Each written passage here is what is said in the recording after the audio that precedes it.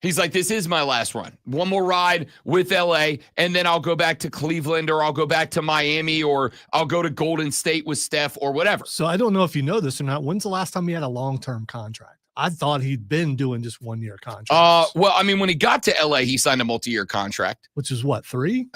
Three or 4, I don't remember. But I mean, he was on one. This is the last year of it. And so the thought was, if LeBron wants to be one of those guys that becomes a Laker, a face Laker, like a legacy Laker, he would want to stick this thing out if he is going to play more basketball. Because we all know LeBron's an image guy. We all know that the image matters to him. And I get it. Like, LeBron is no dummy. He understands that his post-career career is going to work or not work based on what his image is.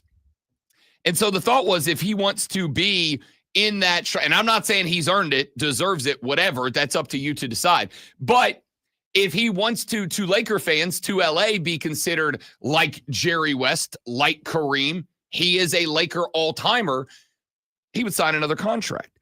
So there is speculation. But whether it's because the Lakers know, and this is my theory, the Lakers know this is Luka's team now. This is Luka's team now. This team, LeBron James is a supplementary, complementary second player to Luka Doncic, a 26-year-old generational star.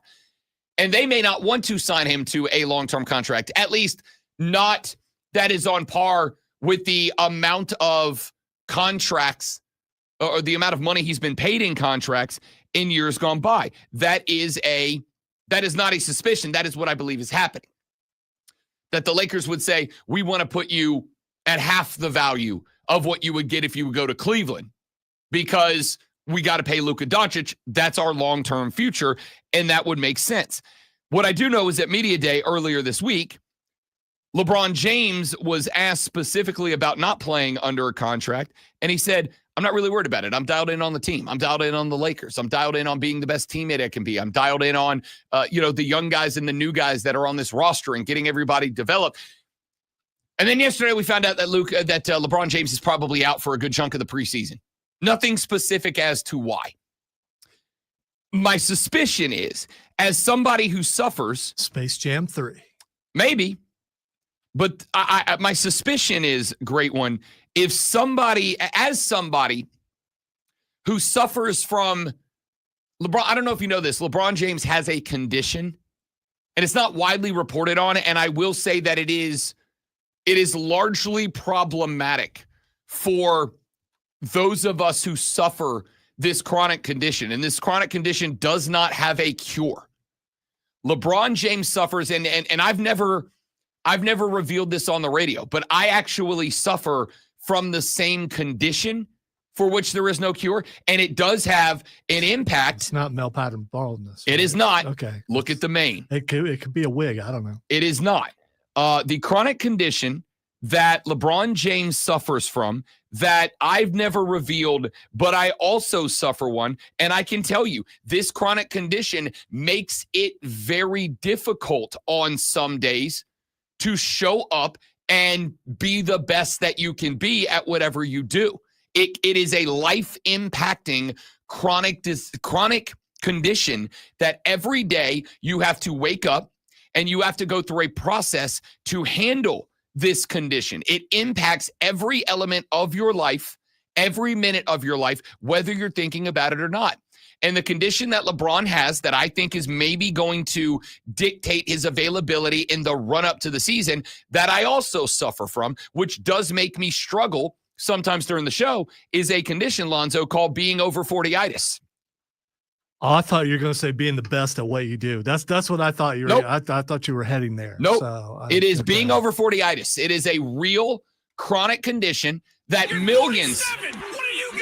millions of Americans around the world suffer from, and they do not realize that they suffer from it, predominantly because you don't want to admit that you suffer from chronic over 40itis. It is a real condition that impacts your life, your ability to perform, and I mean that in every sense of the word. Like, it is a real thing that some of us have to wake up, and it's the first thought we have is, how do I manage this lifelong, incurable, chronic condition of over 40itis to be able to successfully get through my day and thrive? It is the first thing you think of when you get up in the morning because your knees hurt and your back hurts and you got to stretch out just to feel like a normal person. It's the last thing you think of when you lay down to go to bed at night because you're like, what time am I going to have to get up and pee tonight in the middle of the night? Being over 40itis is a real condition that both LeBron James and I suffer from. So I'm not entirely surprised by that, but the Laker fans are in a bit of a panic because here's the thing, even if Luka Doncic is a generational superstar, if there is going to be one last run out of LBJ, it probably has to be this year. It's probably got to be this year. And now Luka's healthy and he's had a full year. And he's not fat anymore, is he, Nico? He's not fat Luka anymore. He's shredded Luka now. So, this is the setup. So we got some NBA news out of Media Day. We'll talk some basketball later in the show. But I said yesterday on the show that today on the show, we would do an X's and O's Wednesday. We would take a look. We've done the emotional stuff. We've done the philosophical stuff.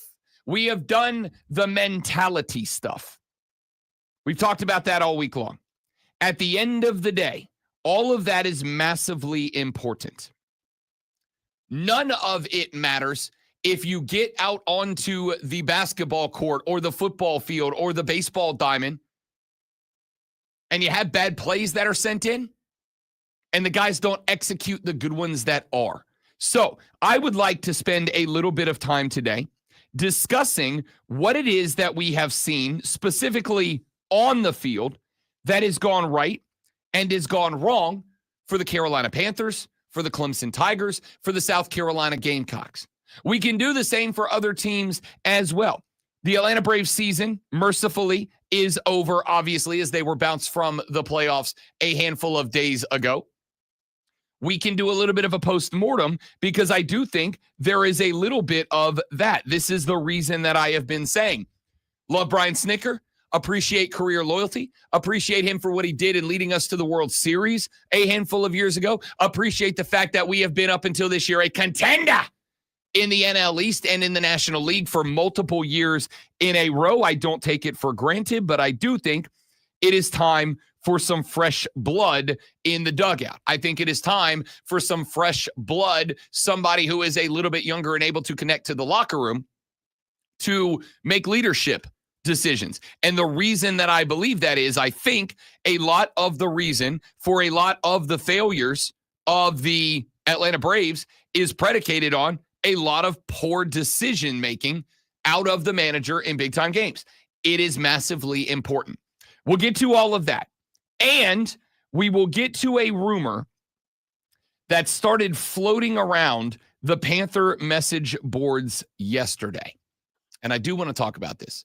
The rumor that started floating around the Carolina Panther message boards yesterday was that we may have our first David Tepper interaction with the team in a while. We may have our first Tepper's putting his hands back on the product that we have had in a while, or at least publicly. How's that? Remember what I said yesterday. We will talk about that. Maybe time to step in. I can't wait for Rashad Beard to show up tomorrow with his step in shirt. All right. Sorry, Friday, not tomorrow. I don't know why I woke up thinking it was Thursday. I'd be okay with that, but it's not. It's Wednesday. It is Wednesday. It's X's and O's Wednesday. So let's have a little fun on the show today, shall we? I am Rob Brown. He's the great one, Lonzo. You are amazing, and we're so glad you're here. It's the Rob Brown Show. 4 hours of electrifying sports talk entertainment starts now on the Fan Upstate. Great friends. All right, guys, quick live read coming right back. Good morning, everybody. Stay right there. BRB.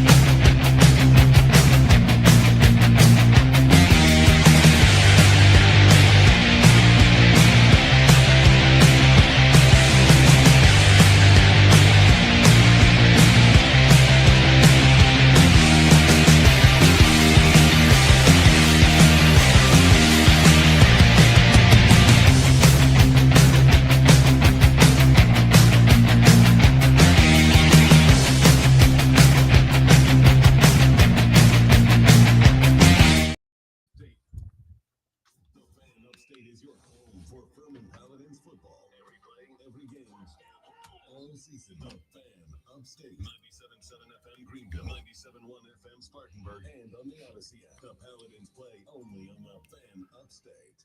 No need to check the clock. It's Rob Brown time. Now, weekday mornings from 6 to 10 Upstate.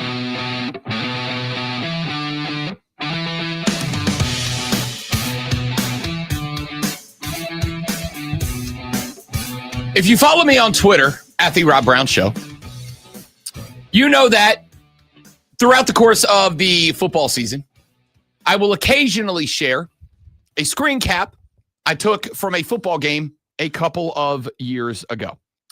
And the screen cap is of a young lady in the front row of the audience at a game. I don't remember who was playing. I don't care. It's not particularly important. The young lady is standing with a very, let's say, a face of great displeasure, we will say. And she is wearing and pointing at a T-shirt that she has on, a T-shirt which says, "Run the damn ball." It's a T-shirt that I think more fans should not just wear. It's a T-shirt, I think, that has a philosophy attached to it. A T-shirt that does not just make a demand or even a statement. I think it is a T-shirt that I wish more fans would wear to games so that more coaches would look up into the stands and see a bunch of fans who want you to, again, in all caps, run the damn ball. I bring up my sports meme in this spot because I think, and again, maybe it just was because it was against Kentucky. And maybe the success of run the damn ball only worked because Kentucky is, unfortunately for the Wildcat, unfortunately for BBN, Big Blue Nation, not a very good football team this year. Probably Mark Stoops' worst since he has been the HC at UK. But even Shane Beamer in his postgame press conference went out of his way to point out that they got back to the run game. They got back to the basics of the run game. They utilized Lenora Sellers as a runner in the run game, and they won the game. I rewatched some spots in that Kentucky game again, or that South Carolina-Kentucky game last night in preparation for today's show. And one of the things that jumped off the page at me was not just that South Carolina run the damn ball throughout the course of the game. It was that they knew the spots they wanted to run the ball. And most importantly of all, and this is cliche, but as I've said, while I do hate sports cliches, cliches are cliches for a reason. They did not just run the damn ball. They executed when they did it. It was not confusion. I did not have running backs running into a hole to find out, there's a linebacker there. I did not have to lean on face on, leaning forward to try to pick up an extra 2 or 3 yards because the line of scrimmage was just cluttered every time he ran the damn ball. It was executed. It looked to me as if South Carolina had, and again, maybe it's just because Kentucky's not a good football team. They may be a good baseball team. I don't know. But they're not a good football team. I do know that.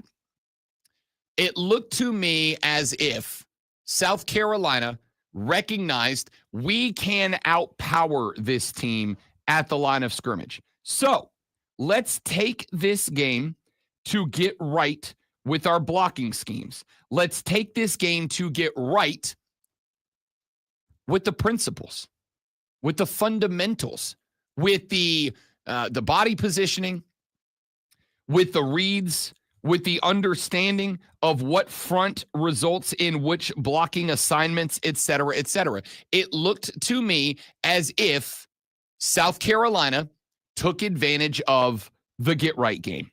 And get right game is going to be something we are going to talk about quite a bit this week as we approach the football weekend, because South Carolina just had theirs against Kentucky. And BT Dubs, it's the last one you have until you play Coastal Carolina the week ahead of the rivalry game against Clemson on Thanksgiving weekend. Every game, the rest of the ride for you until Coastal and against Clemson is against not just ranked teams, but like top 20 teams, top 15 teams, the rest of the ride.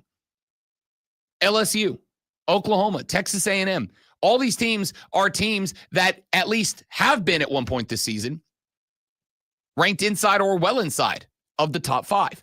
You had your get right game, and I have to say, from what I saw yesterday, it did appear that what needed to be done to get right in get right game got right. That's the good news. The run game looked like it was, let's get back to the core concepts. Let's get back to the fundamentals.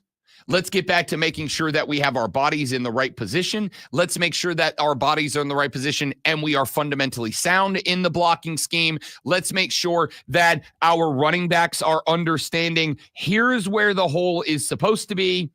And also, here's where it might be. So be ready for a cutback. It felt to me like the last couple of games. And I understand you want explosiveness out of your running back. You want, once ball is in pocket and arms are collapsed around it, you want your guy to be planting the foot and bang, hit the hole if you are trying to run the damn ball. But there also needs to be some understanding of here is where it is likely you will need to cut. If this linebacker does this, hole's probably going to move over that way. If that linebacker does that, probably going back the other way. Be aware of that, adjust to it. And it looked that way. Because the last couple of games, it did not look like Attaway and Faison were hitting the hole with explosivity because that's their run style. It looked like they were hitting the hole because, A, the holes weren't there the way they needed to, and when they were, they weren't there for long.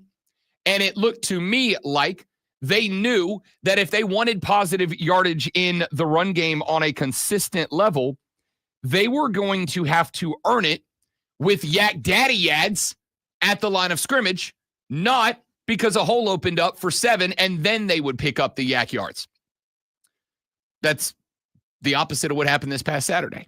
Now, the question mark for that team is, now that you've got it, now that you've gotten comfortable, now that your guys have had their get right game to make sure that the fundamentals are solid, the assignments are understood, you've seen it play out in a real football game, can you take it on the road?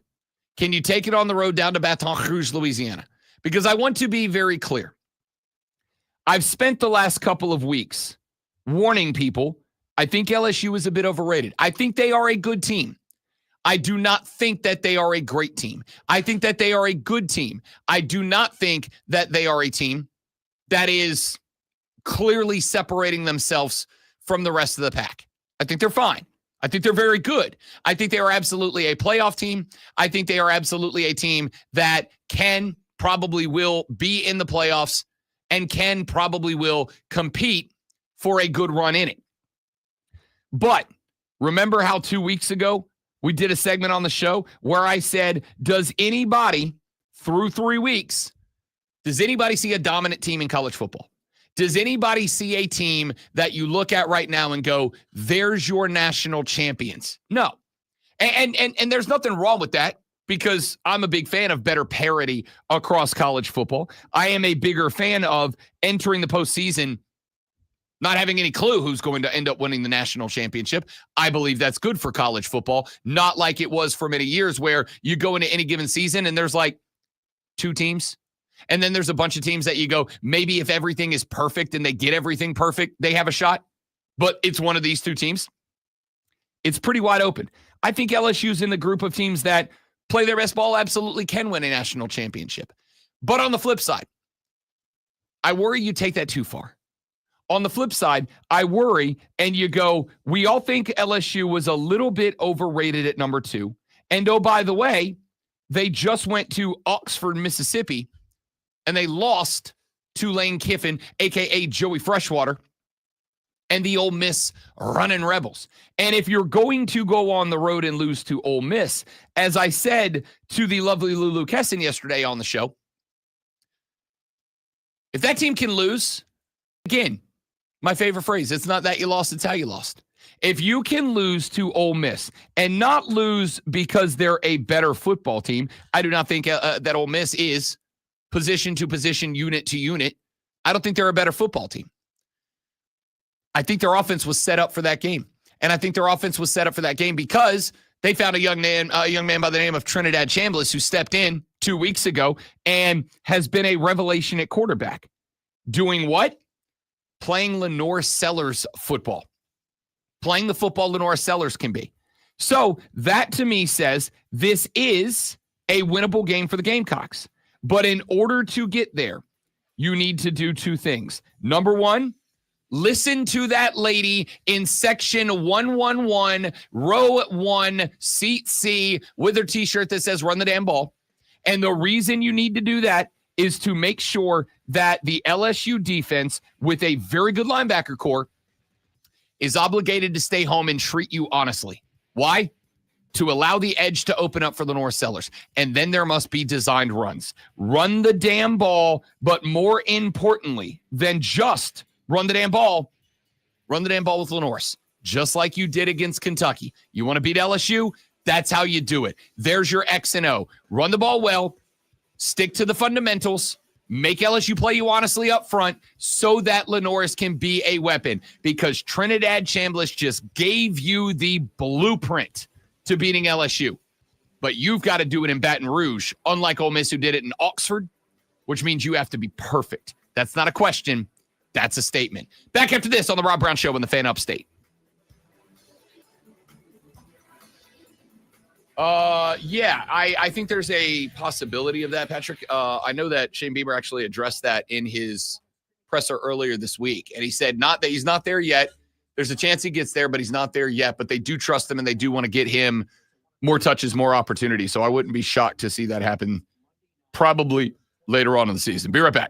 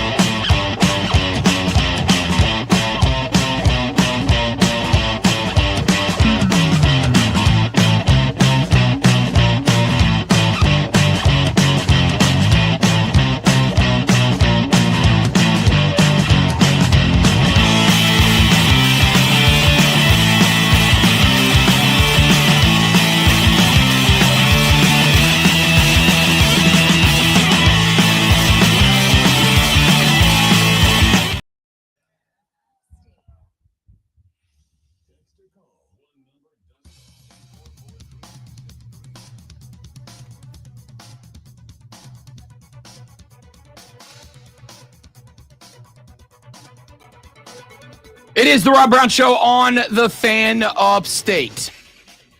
Dabo Swinney grabbed a mic yesterday. Now, over the past couple of weeks, the sentence Dabo Swinney grabbed a mic yesterday has ordinarily been followed by me having a problem with something that he said. And of course, I'm just a little yokel nobody with a microphone, so it doesn't matter. But, I've had a problem with some stuff that he said.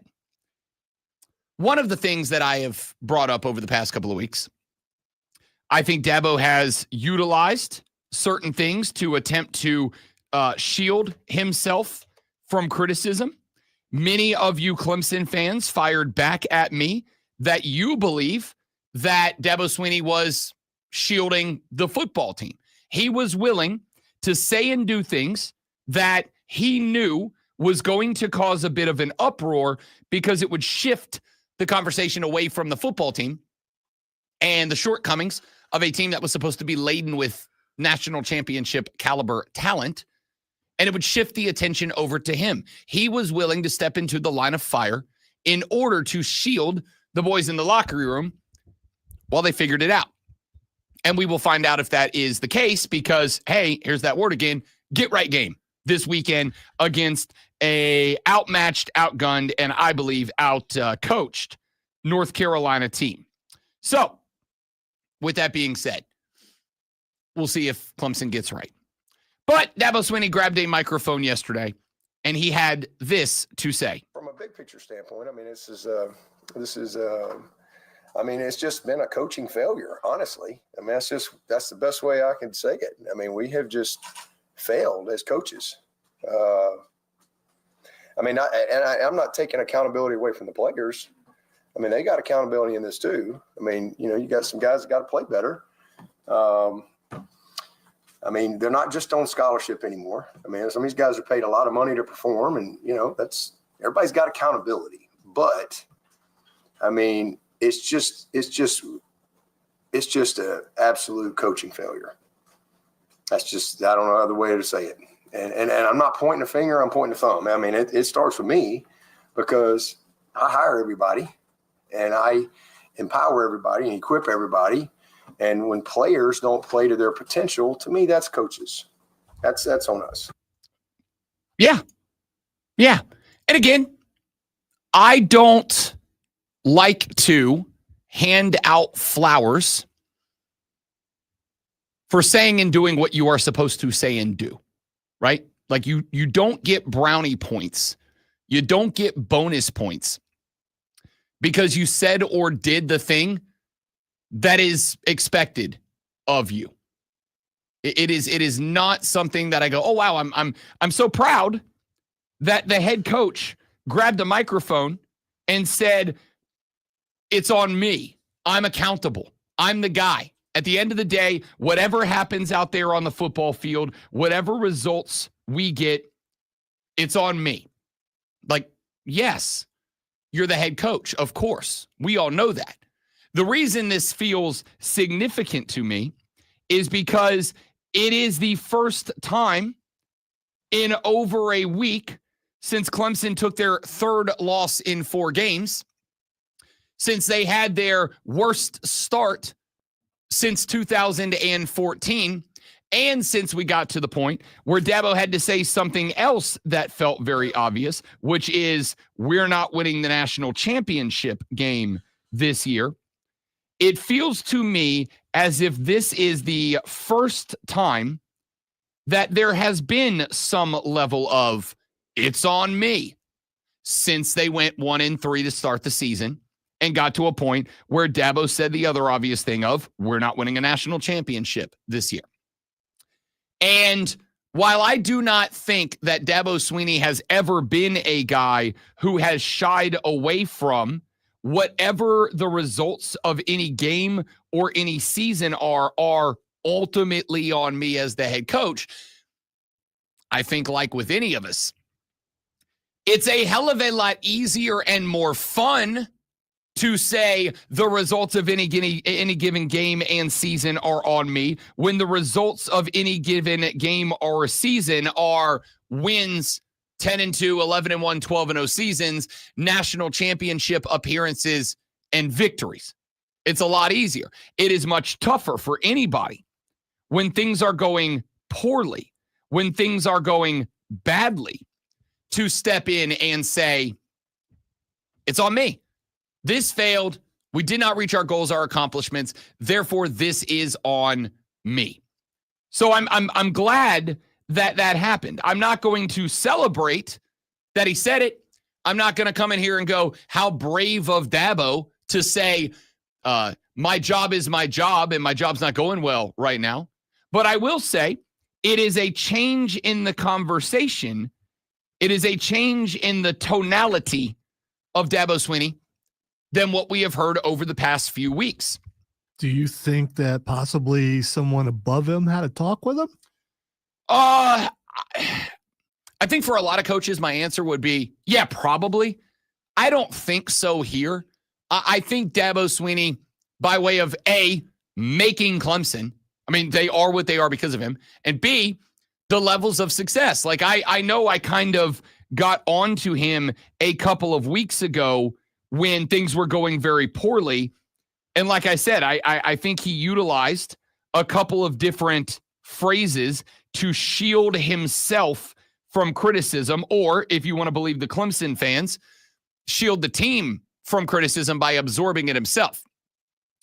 But I also think that all of the things that he said in that press conference, we've won this conference 8 of the last 10 years.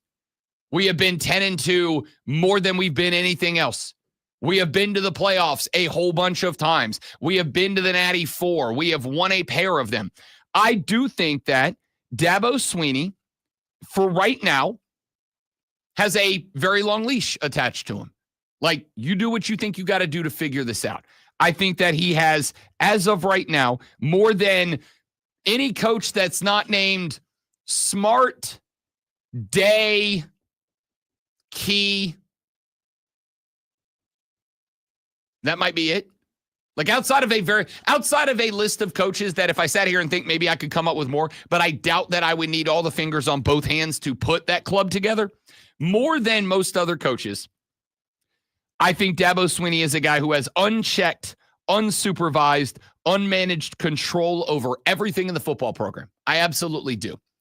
I think this is just a matter of just go read the Clemson message boards, man. Just go look at them. It is at a point, and it hit this point, honestly, during, but after the loss to Syracuse, where even my most diehard Clemson fans, the ones who, and again, I want to be very clear, I am in no way, shape, or form insinuating, nor do I believe that it is move on from Dabo time, okay? Just so we can put that one to bed. It is not. You have a head coach that, as far as I am concerned, is very good at probably 2 of the 4 columns of my coaching foundation: acquisition, retention, development, and execution. I think Dabo Swinney is excellent at acquisition, with the exception of the portal stuff, but different conversation. I think he is the best in the country at retainment, at keeping guys in the program. I think that he is woefully falling short of development right now. This is part of the reason that I have said my biggest criticism of Dabo is the staff he's assembled. Because when you have a bunch of guys that come through that, they are Clemson men, they are dedicated to the program, they would lay down on the tracks for the Clemson football program. Being really dedicated to where you work does not mean that you are going to be good at the work you do for or in that place, right? Like, you can be very dedicated to the place you work. It doesn't make you good at the job. And you could be very good at the job. It doesn't mean you're dedicated to the place you're doing it. I think Dabo's got a bunch of guys who are very dedicated to the job, but aren't necessarily good at it. And by it, I mean player development. And I don't think we need to point too much further down the line than DJ Uiagalelei and Cade Klubnik the last couple of years to say the development's not there. So I think Dabo is very good at player acquisition and player retention. I don't think he's very good at development. And as I've said a few times, and this isn't a shot because I say the same thing about Nick Saban, and Nick Saban is the greatest college football coach of all time. I don't think he's very good at game day execution. I think Dabo's the guy that has to be surrounded by football guys like Tony Elliott and Brent Venables, who are, by the way, both having very successful seasons right now. So I think that theory kind of is floated. The only takeaway I had from that, and we will get into some of what I expect to see out of Clemson against North Carolina this weekend a little bit later on in the show. But I will take this moment. I will take this moment where Dabo Swinney grabbed a mic and for the first time during this, whatever you want to call the first 4 weeks or 4 games of the season, said, this is on me. I'm not pointing a finger. I'm pointing a thumb. This is on me. It's an abject coaching failure because it is. If I ask you, in fact, I will do this here. The text line, the Hub City Spartanburger text line is open, 844-326-3663. The text line is open for you. Clemson fans, I would like an answer. If I asked you what it is, if I asked you to narrow it down to one primary factor, let's make it 2. 2 primary factors at most. 1 if you got it, 2 if you need them. What has gone wrong in this season? What would you say they are? What would you say are the primary things that have gone wrong? I've got 2 of them. The first thing I would say is that the player development is not there. And while I do not put it on the head coach to do the developing, I do put it on the head coach to have developers in place to encourage development of those who need developing. That is his job. That is his role. And so if the development is not there, yes, it's on him. The second thing that I would say, this is what has gone wrong is, and this is not new, it's a stale, boring, predictable offense.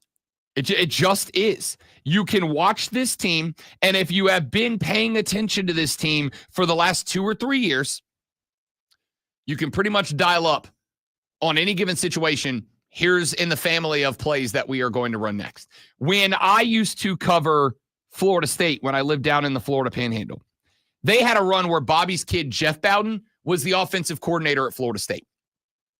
And Florida State fans were very aggravated with that because for a couple of years when Jeff Bowden was the OC at FSU, you could play a drinking game during Florida State games of predict Jeff's next play. And if you watch this football team for more than 4 or 5 games, you get hammered during Florida State games because it was not that difficult to do. It was not just that it was a pattern. It was that it was predictable even for like general run-of-the-mill fans, like casual fans. I'm not talking about like Super Bowl knowers. I'm talking about just dudes who watch ball on Saturday and they don't think about it again until next Saturday. They got into that spot. I feel you are dangerously programmed. I think your program is dangerously close to being at that spot. Now, why that is up for debate. I've given you my thought. My thought is, while Garrett Riley is the offensive coordinator, the offense that is being run is not much, if any, different than the way that the offense has been run the couple of years leading up to this year. And it is not the same offense that Garrett Riley was running at TCU when he got the national championship berth that ultimately earned him this job. It is, as far as I'm concerned, a Dabo Swinney problem because I think, and we've talked about this, Dabo is staunchly conservative when it comes to running the football program. He wants it done the way it's always been done. And the reality is the game grows, the game evolves, the game moves on, and so does the game. The X's and O's, the on the court or the on the field football. And I think those 2 problems, a lack of player development coupled with predictability and uninspired play calling on the offense is what is holding you back at this point. And if that is the case, all of that goes directly back to Dabo Swinney. So I'm glad that the accountability has been mentioned. Now my question is, what the hell do you do about it? So we'll talk about that North Carolina game a little bit later on in the show. When we come back, Water Cooler Cheat Sheet, top 3 sports stories you need to know before you get to the office. We'll talk a little baseball and more. All of that after Lonzo gives you a World Series caliber sports flash. All right, let's do this. The MLB wild card round started yesterday, and the Detroit Tigers defeated Cleveland 2-1. Detroit needed only 5 hits, including RBIs from Spencer Torkelson and Zach McKinstry, to win. The Cubs grabbed a 3-1 win over San Diego in Game 1. Chicago had back-to-back homers from Seiya Suzuki and Carson Kelly. Boston beat the Yankees 3-1. New York had 13 combined strikeouts and failed to score with the bases loaded in the bottom of the ninth. And the Dodgers took down the Reds 10-5. Blake Snell got the win with 7 innings and 9 strikeouts. The Big 12 fined Colorado $50,000 and reprimanded the school publicly for a derogatory chant aimed at BYU fans. The chant, which specifically mentioned Mormons, was chanted during BYU's 24-21 victory in Boulder. A federal judge will allow the Pac-12's lawsuit against the Mountain West Conference over $55 million in poaching fees to go forward, and we'll see what happens.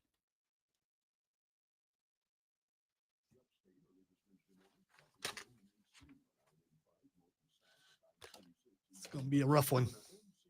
Too much. Too big. Stories. Too big. Ooh.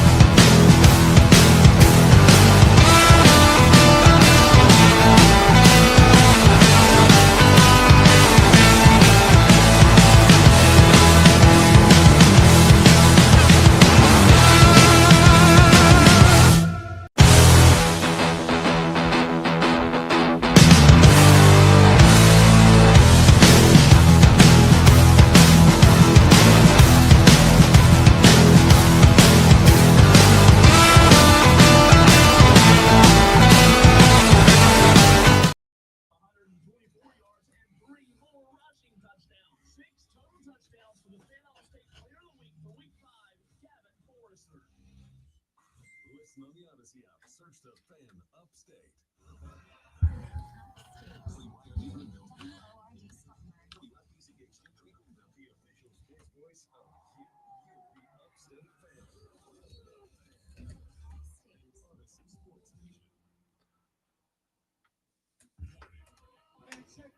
For an official Rob Brown lockdown.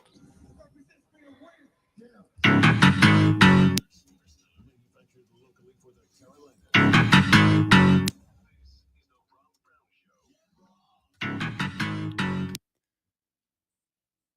The Rob Brown Show on your radio. It is the Fan Upstate.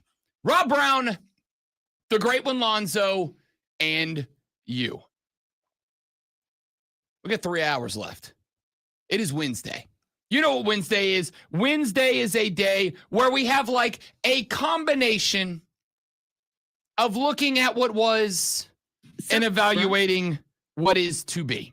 That's what we do on Wednesdays. That is what we are doing on this Wednesday. Reflection Wednesday? Like we need a good word for it, you know? We've got well, actually Monday. It used to be X's and O's Tuesday, but we're kind of doing that today because yesterday we had Teamwork Tuesday, which I did notice. I made up on the fly. I noticed that theme yesterday. I just for some reason. It was not hidden. It was not thinly veiled. Yesterday was Teamwork Tuesday. We talked about, and it's not normally on Tuesday. What we do is we do we're over the emotion of the L. We're over the emotion of the dub. We're over the emotion of this, that, and the other. Let's evaluate what happened critically. And we are doing that today. So if only for this week, Wednesday is X's and O's Wednesday. Wednesday is what happened Wednesday. What needs to happen Wednesday. I know that that's way too many words for what is supposed to be a fun little tag on the show. Yeah, where's the alliteration? There's got to be a W word in there somewhere. I mean, I think we could get away with what happened Wednesday. For this day alone, it's what happened Wednesday. But we are evaluating what we saw on the football fields, baseball diamonds around America this past few days here on a Wednesday. We did that a little bit in the last hour of the show. We talked about South Carolina and Kentucky. My takeaway from that game after a not thorough, but relatively thorough rewatch of the South Carolina-Kentucky game last night. My takeaway from that was I think you got back in the run game to the fundamentals. I think you got into a spot where you were able to say to the running backs, not every carry is going to be hit the hole as hard as you can because there's not going to be a hole, and the only thing that's going to get you yardage is falling forward through contact. But you were actually establishing the foundations of the run, which you're going to have to do against LSU, if only because you need to make LSU's linebacker core, which is very good, play honest football, honest defense, so that Mike Shula can dial up some more plays from Lenore Sellers as a runner, as a threat. You know, like Ole Miss did with Trinidad Chambliss when they gave you the blueprint on how to beat LSU this past Saturday, if you're taking notes. With Clemson, we are going to talk about what I would like to see as you have your get-right game against North Carolina. Fortunately for Los Tigres, you have two get-right games back-to-back. You have North Carolina. You have Boston College, both of them on the road. Now, I would remind you that even though it is a get-right game against a pair of clearly inferior opponents, that this is also the type of games that these franchises live for. UNC pulling an upset that I predict that zero people will predict this weekend. UNC pulling the upset over Clemson this weekend is the type of upset that gets everybody going, okay, maybe they're not the hot steaming pile of garbage we thought they are. Maybe Bill Belichick has figured something out here. It just took him some time. Boston College, nobody quick, name me a Boston College player. Hell, most of you, tell me who Boston College's coach is right now. They're a nothing program. A couple of years they weren't. A couple of years they had some guys coming through there. A couple of years that they were pulling some upsets, whatever. But they're not in that spot anymore. How do you get the faithful to get riled back up to participate in name, image, and likeness? How do you get the fellas that have checked out for the BC program to check back in? A win over Clemson and do it. So you're going to get the best that they have. You will still have to be very close to your best to get those wins. But I think what happens on the football field in these next two games for Clemson is going to be more impacted by what Clemson does than by anything that UNC or that Boston College can do. So we'll come to that a little bit later on in the show. But here's where we are in the show now. We are in the opening segment of hour number 2. It is 7:05 in the morning.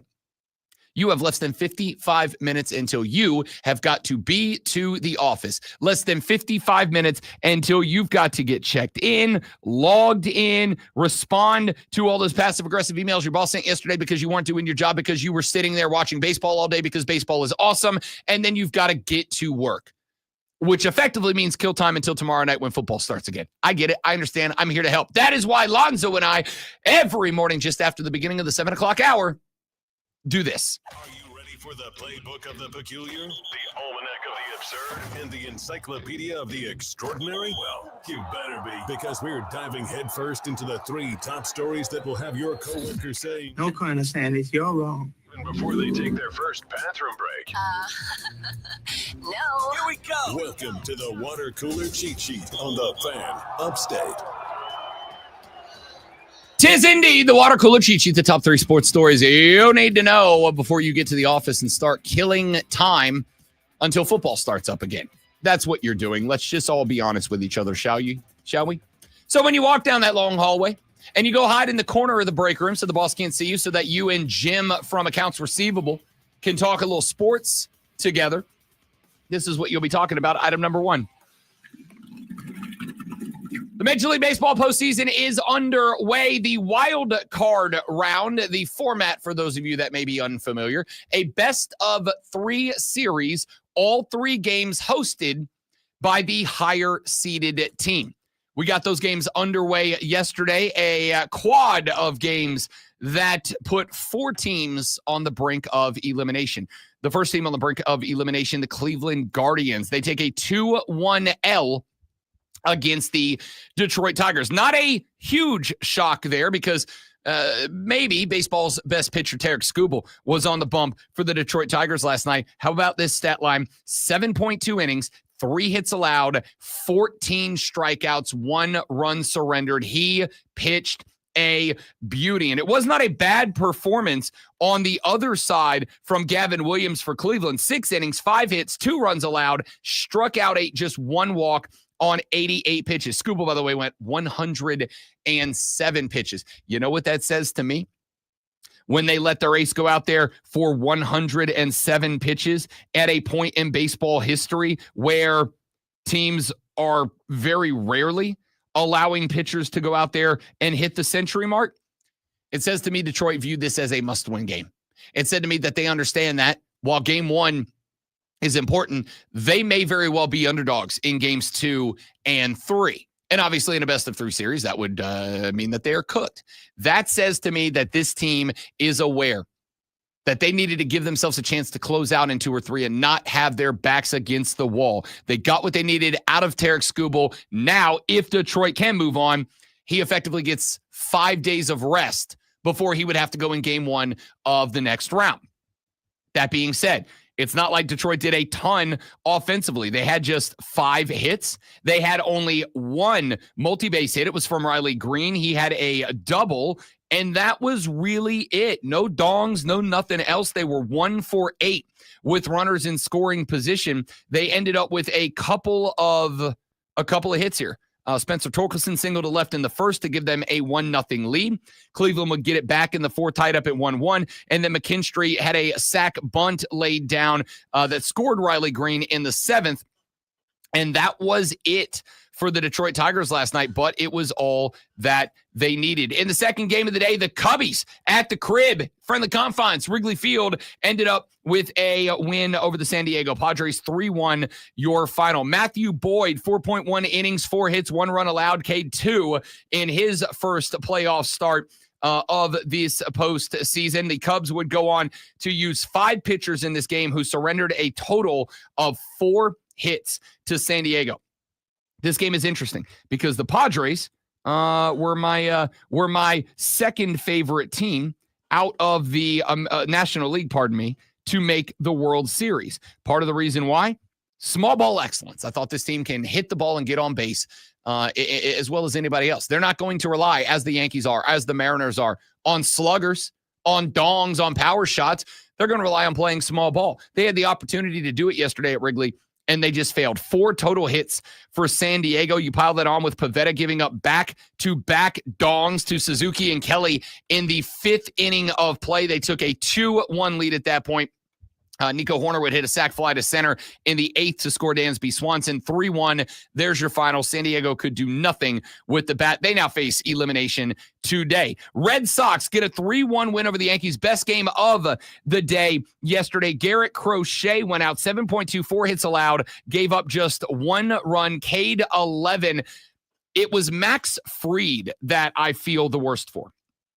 Max Fried won 6.1, gave up 4 hits, no runs, K'd 6, 102 pitches, threw a gem for the Yankees last night. And as soon as they went to Luke Weaver, did not record an out, 2 hits, 2 runs, 0 Ks. Luke Weaver gave up the lead that Max Fried kept them in. He was in a battle with Garrett Crochet, maybe the AL's best pitcher. And Boston was able to get it done. Volpe homer to right in the 2nd. Yoshida would single to center and score Rafaela and Sogard to take a 2-1 lead in the 7th. The Yanks would see Bregman double to left. Story scored for Boston to take a 3-1 lead. The Yanks in the bottom of the 9th would end up with the bases loaded with 2 outs and do nothing with it. The Yankees constantly coming up with new, fun, creative, and inventive ways to break their fans' hearts. Boston now up. Called that one against the Yankees with game 2 today in New York. And finally, last night, the Dodgers exploded 10-5 winners over the Reds, with the Reds in the 8th trying to build a rally, but down 7 when that inning started. Just had a pair of dongs last night. Shohei Ohtani had a pair of dongs last night. Edman had one as well in the 3rd inning.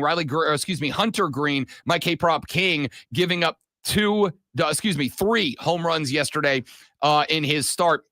He would take the L, 3 innings, 6 hits, 5 runs allowed, K'd 3 through 3. Blake Snell, another pitcher who showed out last night. 91 pitches through 7 innings, allowed 4 hits, K'd 9, just 2 runs would score against Blake Snell as the offense for the Dodgers was going bananas. 15 hits and 9 ribbies for that offense. The Dodgers now up 1-0 on the Reds with game 2 coming up today. If you are looking for the schedule, very similar to yesterday's, we will get the day started with Detroit at Cleveland at 1 o'clock, San Diego at Chicago at 3 o'clock, Boston, New York at 6, and Cincinnati, LA at 9.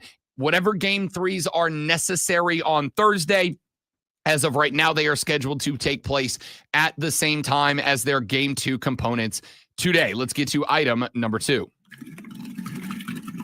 WNBA semifinals, the Las Vegas Aces now have a date slated with the Phoenix Mercury in the finals, which tip off on Friday night, a 107-98 win over the Indiana Fever last night. It was a showing from Asia Wilson. 35 points on 13 of 7 from the floor, 8 of 10 from the stripe. She also had 8 boards and 5 assists in this contest. Jackie Young would pitch in 32 as well. It was not in any way, shape, or form a bad night from the Indiana Fever. They forced overtime against a team that was a heavy favorite last night, or going into the series, the Indiana Fever.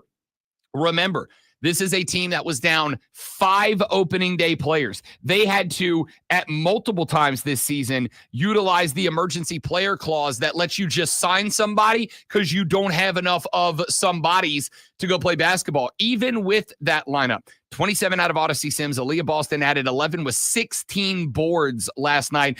Indiana was able to force Vegas to overtime. All 5 starters had double digits for the Fever, but just ran out of gas late. So we end up with the Aces and the Mercury. Now, what's next? We got to find out. Nafisa Collier did leave this game in the 3rd quarter with severe cramping in her leg. She actually had to be transported to a local medical facility to receive fluids to get rid of that lower extremity cramping.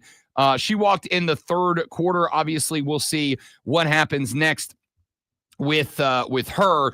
And then, of course, and we will get to this later on in the show. Sorry, I said Nafisa Collier. It's Kelsey Mitchell who left the game last night. Nafisa Collier's in the news because she went bananas, BANANAS, on the leadership of the WNBA. Straight up called out Commissioner Kathy Engelbert yesterday.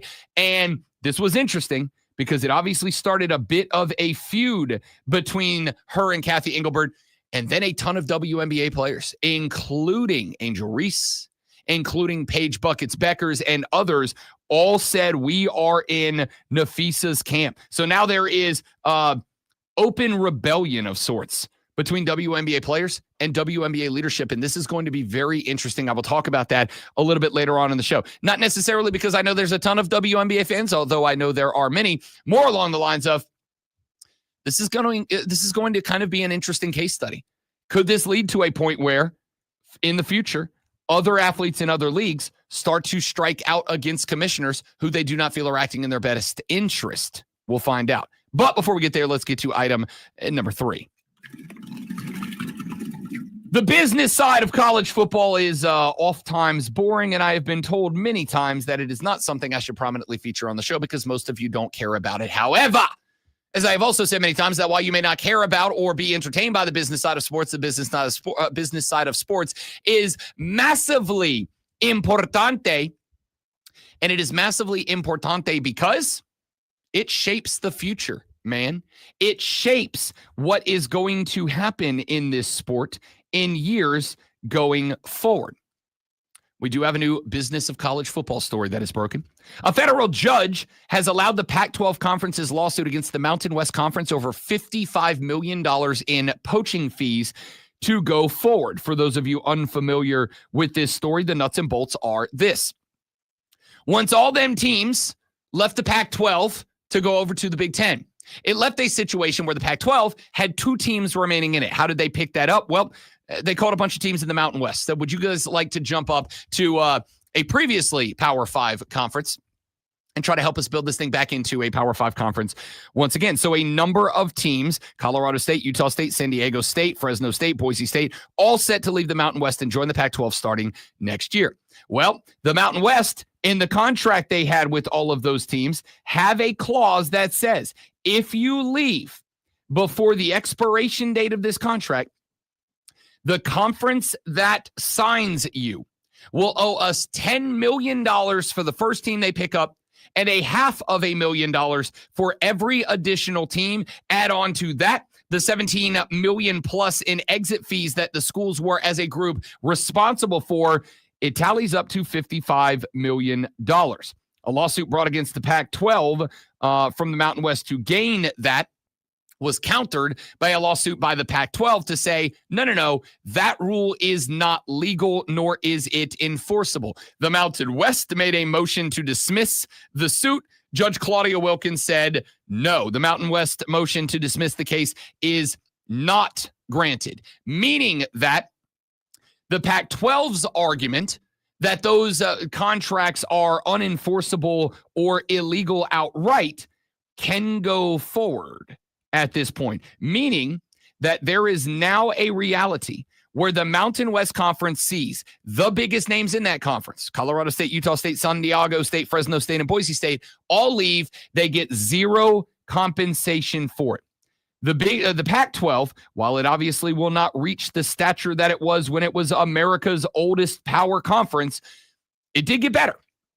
It got better. And there's some upstart teams in that with Pac-12 money, again, it ain't ACC, Big 12, SEC, or Big 10 money, but with Pac-2, now Pac-8, now Pac-12, whatever they are money, will be able to grow. And considering some of these teams have made some noise the last couple of years, it helps everybody get better. The poor Mountain West, on the other hand, is left out in the cold, down to like 6 teams that nobody knows or cares about, and the $55 million that they were expecting from the Pac-12 and those schools that they would have been able to put into investing in the conference, finding some new members to get in there and hope that they can grow that conference, etc. They may very well get not a dollar of it. And if that is the case, what happens if the SEC calls Clemson and Florida State and says, look, we have got, while it might be a long shot, legal precedent now that says you can make the argument the ACC's contract is unenforceable, that it wasn't argued in good faith or whatever. This could be a landscape shifting decision. We may or may not get back into that later, depending on how many of you care Let's take a break. When we come back, I am Rob Brown. He is Lonzo. I don't know why I said when we come back, I'm Rob and he's Lonzo. That's true regardless. Yeah, I hope we're still us when we come back. We may go back to being the Weenus and Pitt show. Who knows? We'll find out. Sports reporters are really making me angry this week. And I'll tell you why when we come back. The Rob Brown Show's on your radio. It's the Fan Upstate. Free friends. All right, guys, one more live and we're back. Kane, Cruz, all of y'all, stay right there. BRB.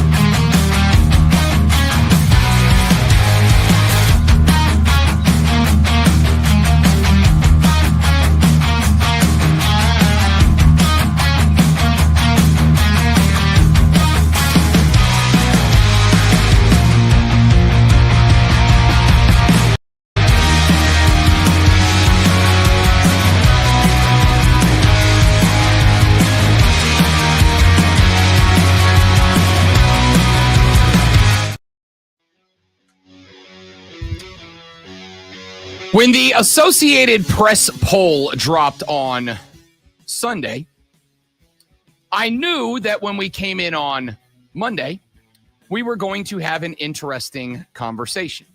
Because the poll this week, as far as I'm concerned, while there were one or two spots that I believe that they got it wrong, those spots were not as egregious as they have been in the past few weeks. But what I genuinely knew was going to cause I thought, relatively engaging discussion on the show was an article that was written by a voter in the AP poll. The voter in the AP poll put up an article where she titled the article, "Picking a New Number One and Why I Still Have Georgia Ranked Ahead of Alabama." Now, if you are paying attention and are in any way, shape, or form a college football fan, you are very aware of the fact that the University of Alabama went into Athens, Georgia, and put it on the dogs this past weekend, a 24-21 victory. That, to be honest with you, Alabama was in control of for the majority of that game. Ty Simpson had, I don't think a coming out party, because I told you 2 weeks ago, I got to see him do it against a big team. But I have seen Ty Simpson develop as a quarterback. This dude might be a dude. Keep an eye on him. Well, he was, I'm not going to say flawless. Ty bleeping Simpson. He was not flawless in this game against Georgia, but he was perfectly efficient. It is a game that I do not want to put the title game manager on Ty Simpson, because for many of you, that title has a negative connotation to it. I don't think it should. I think game manager sometimes is exactly what you need out of quarterbacks. In fact, I would even point out that even in the National Football League, there have been some games where star quarterbacks have been game managers. Jalen Hurts may be the perfect example. The man won a Super Bowl last year. And I would make the argument that while Jalen Hurts is talented, I don't think Jalen Hurts is wildly talented. I think he's very good. I think Jalen Hurts, because of the team and the strategy and the tactics they use, is a game manager. Nothing wrong with that.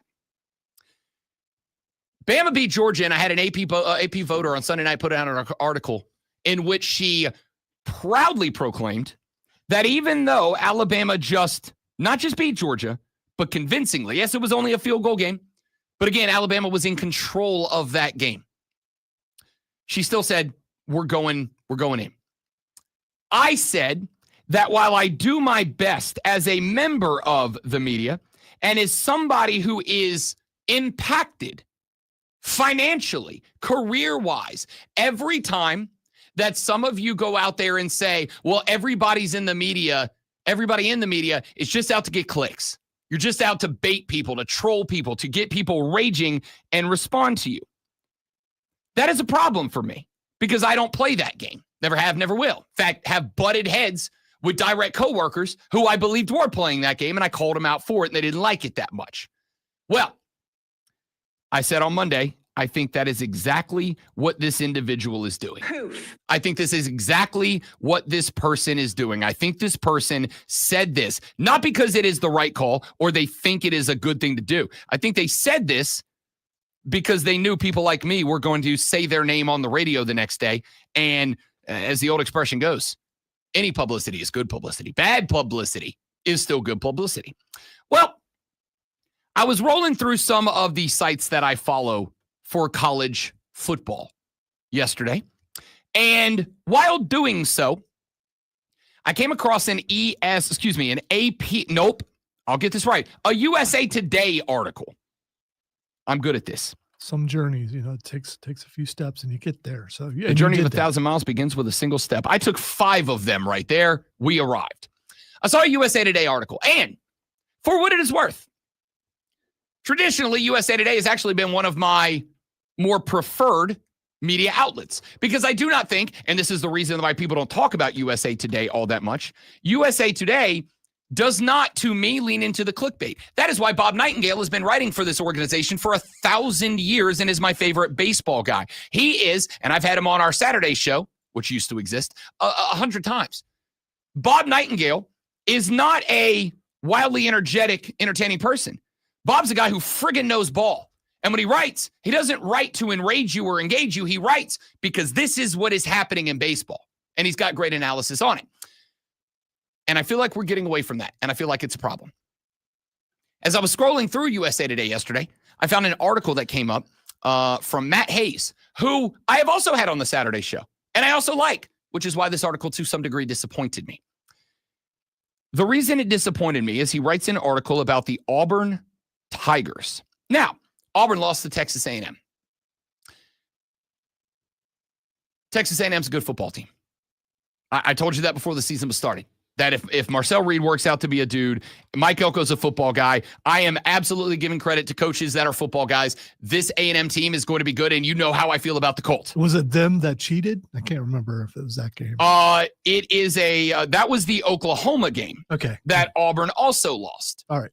So wait. Excuse me. The Oklahoma game is the one I'm talking about for this particular article. Okay, so how many games has Auburn lost? The Auburn Tigers, as they stand right now, and I'm glad you asked because it is a part of the crux of the article, they are currently 3-2 with consecutive losses to number 11 Oklahoma and number 9 Texas A&M. 3-2. They are 3-2. They are currently 3-2. They have wins over Baylor, Ball State, There's South Alabama. Been 5 games already. Yeah. Wow. Yeah. Baylor, Ball State, South Alabama were wins. They lost to number 11 Oklahoma, which vaulted Oklahoma into the top 6, and now number 9 now number 9 Texas A&M, who have been vaulted into the top 10 because of their win over the Auburn Tigers. Now, I watched both of those games, and what I can tell you is that unequivocally, they were very much in that game against Oklahoma, and they very much had multiple complaints about. And I know that this doesn't mean as much coming from me because I am very much the guy who calls out referees for doing a bad job. And some of you think I go overboard on it. I don't, but some of you think I do. Very good conversations about some terrible calls that it has been argued. If the calls are correct, Auburn wins the game. Not they might, like they win that football game. And then the Texas A&M game, 16-10. The offense looked bogged down, and that is problematic. But that is an Oklahoma team that has gone from, we'll see if Brent Venables is on the hot seat at the end of the year, to Brent Venables is going to the playoffs, guys. He's going to the playoffs. They have almost as difficult of a second half of the schedule as South Carolina does. Some people argue now with the results being what they are, maybe more difficult. I still think they're a playoff team. They might, remember I said coming into the year, I think the SEC has a 9-3 team going to the playoffs this year, and I think South Carolina is the best team suited to fill that role. Not anymore. It's Oklahoma at this point. And Auburn lost to that team by 6 points. And people are freaking out. And again, y'all know how I feel about Hugh Freeze. I am not a fan of the coach or the guy. Like, he's one of the few people that I go, I'm just not a fan of this guy away from football. I'm just not a fan. So, even though that is the case, Auburn's playing probably the best football they've played under Hugh Freeze. And yes, they have 2 losses. And yes, they're 3-2. And yes, you are what your record says you are. In those 2 losses, they were wildly competitive against 2 teams that are now top-tier SEC teams that are in the top 10. And both of them were by 1 score. And in one of them, much like I have said a number of times, South Carolina got bleeped by the refs against LSU and it cost them the game last year. I think they got bleeped by the refs against Oklahoma and it cost them the game this year. So what does Matt Hayes write in his article talking about the Auburn Tigers dated September 30th, 2025 on the USA Today website? Headline, great one, quote, "Only Urban Meyer can fix this Auburn mess." What are we doing, Matt? Wow, all that for what that. What are we doing? All that for that. Listen. You mean a coach who has taken 2 teams to the national championship? I sure do. I sure do, because let me ask you a question. What was the condition of the Florida Gator football program when Urban Meyer left because of health and family concerns, which I believe, I'm not saying he was, I'm saying I believe he was full of crap and lying. What was the state of the Gator program? The argument is, great one, they still haven't recovered. How many years ago was that? What was the state of the Ohio State Buckeye program when Urban Meyer left? It was not nearly as bad as Florida's program when he left, and you were in a pretty good spot because he had just been to a natty. But I would make the argument that it took And a lot of people hung this on Ryan Day. It's Ryan Day's fault. Ryan Day. And I get that. I think it took a while. I think you got set back behind Michigan, and it took you a while to catch back up in the Big Ten. You've done it. I was going to say, but it took a minute. Technically, you can still say that Ohio State's still behind Michigan because they haven't won against Michigan in quite some time. You're reigning defending. Yeah, I know. And I've asked the question many times, and it is only Ohio State fans that say, I would be happy to lose to my rival if I won a national championship. Only the Buckeyes are the ones that have said, no, I'd rather beat Michigan and not win a natty than win a natty and lose to Michigan. I don't believe that's entirely the case. Okay, only one as a large contingent of the fan base. All right. But all that being said, I mean, it's like a bad spot on a great apple. I mean, I still enjoyed the apple. Sure, you absolutely should. All of that being said, I look at this article. Now, to give Matt Hayes a bit of credit here, he did write the article, and in it is a paragraph that says, quote, if you will hire stained and discredited coaches like Bruce Pearl and Hugh Freeze, surely you'll throw unthinkable cash at Urban Meyer to see if one of the greatest coaches of our generation wants one more shot at the SEC, because that's what it's going to take to fix this mess. Now, again, I think that your record is what your record says you are, but I also think that because it's a lost art in sports media, nuance is important. The nuance of this conversation, Auburn is probably 2 bad officiating calls and 2 bad offensive snaps away from being 5-0. They're that close. I don't think they're bad, and I don't think Hugh Freeze is that good of a coach, but I think he's built a pretty good staff around him that's taking care of the program. It feels to me like Auburn's a couple of things away from clicking and being a very good football team. Not a playoff team this year, but progressing upwards. And this is from a guy who said, I wouldn't have brought Hugh Freeze back this year. I'd have let him go. And I get the point that Matt Hayes is making here by saying, look, you've already thrown your legacy, you've already thrown your reputation under the bus because you hired Bruce Pearl and you hired Hugh Freeze, 2 guys who were available because of, let's say, tarnish on their reputation at previous jobs. So you're already willing to do it. Why not go one step further and go with a guy that I'm going to say, in my opinion, the majority of fans don't like? Like, view Urban as not a guy I want connected to my program. Sure, if he shows up and wins a natty, I'll celebrate it. But, like, I don't want to be represented by Urban Meyer. I get the point Matt's making here. But, like, why would we even entertain that? Why would we even entertain making that move? And why would we entertain it at a point in time where your team is 2 bad calls and 2 bad snaps away from being 5-0 with 2 top 15 wins under their belt? This is the kind of stuff that drives me to some degree crazy. All right, when we come back here in just a minute, there's another article up that I want to talk about because, as we have seen, Congress is at a very slow rate getting involved in college football.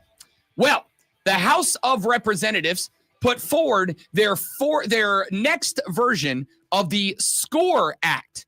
And the SCORE Act has a very interesting clause in it. A clause that may have impact on players who slide down the draft board and the colleges they played for. If you don't see where I'm going, worry not, dear friends. I'll explain it when we come back. Rob Lonzo and you, The Rob Brown Show, is on the Fan Upstate. By the way, Ryan Day went 13-1 the first year that he took over from Urban Meyer. I'm just saying. Who was the one? I'm asking that because I do not remember. I don't remember. I mean, and technically it was a better record than what Urban Meyer had. I'm just saying. Fair enough. Maybe it wasn't as bad as I thought it was. Maybe I'll just and for the record, I don't know if I've made this clear to you, Lonzo. I do not like Urban Meyer. No, I may or may not have stated that in the past. I just wanted it on the record. Be right back, guys.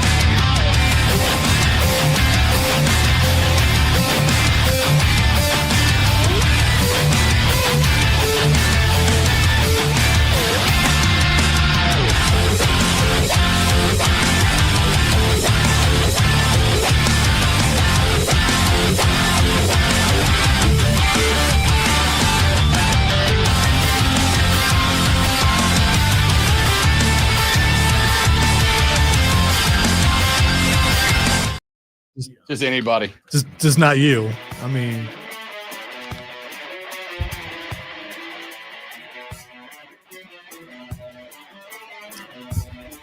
Matthew Glenisk of USA Today has posted an article, the NCAA and college conferences, as we know, coaches, commissioners, presidents, they have been asking Congress to get involved with college sports moving forward.